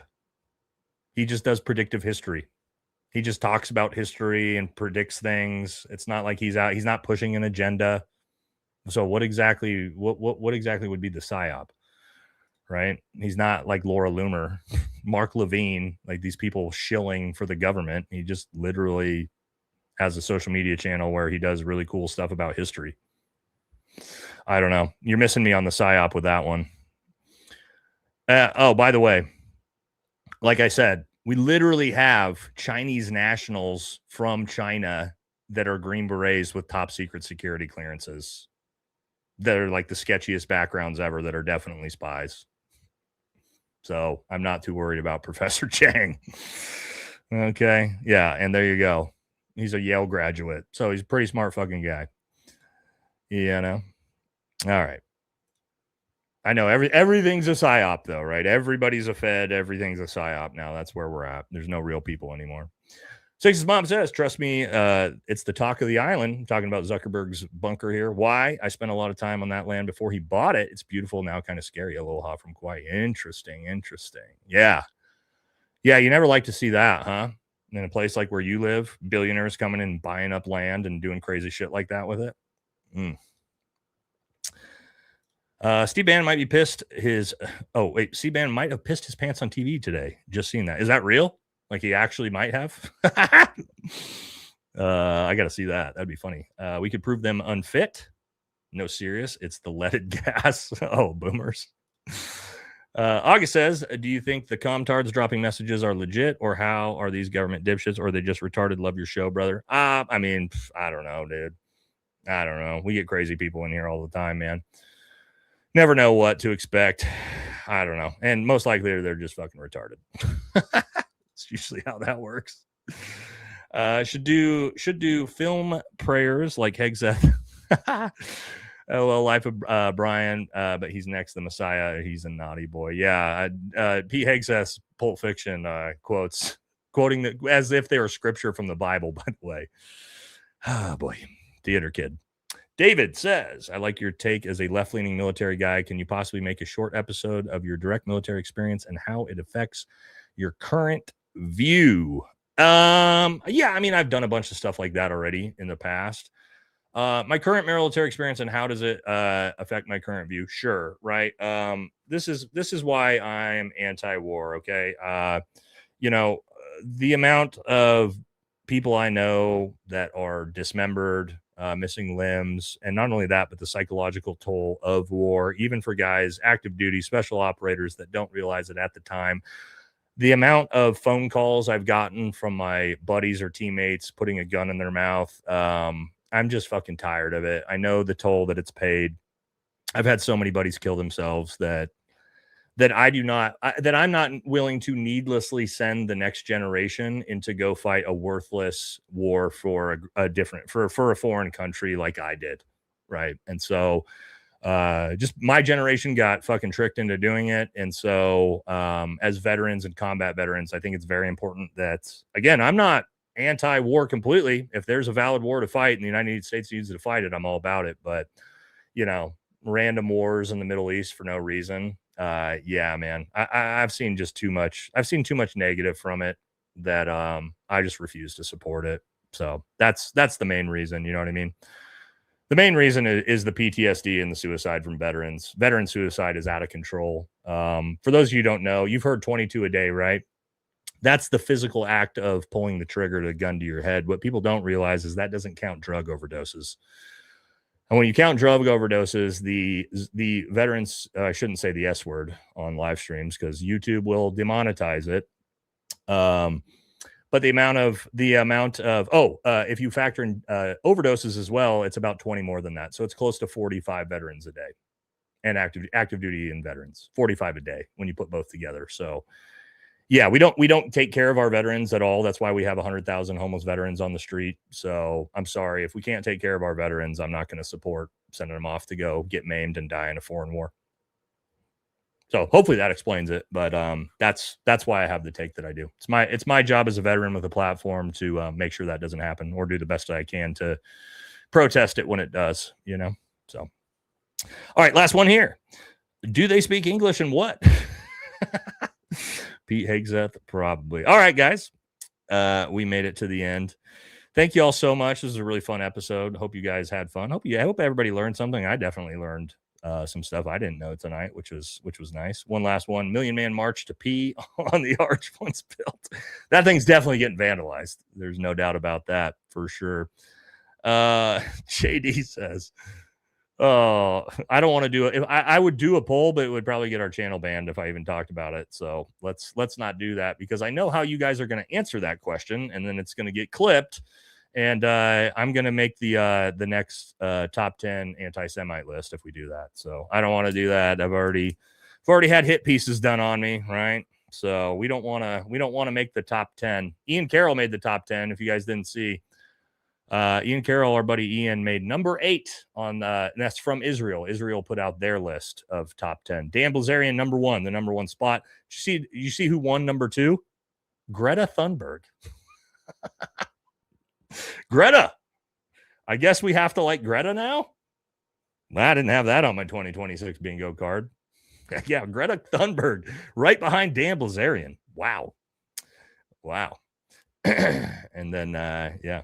So, all right, guys, 9:00, pretty good episode. We started a little bit late tonight as well. So we will be back Tuesday night. I'm sure we will have plenty of new things to talk to. This weekend is going to be interesting because, again, Donald Trump announced peace on Friday, which typically means not peace, right? Over the weekend, whatever he announces on Friday, usually the opposite comes from that.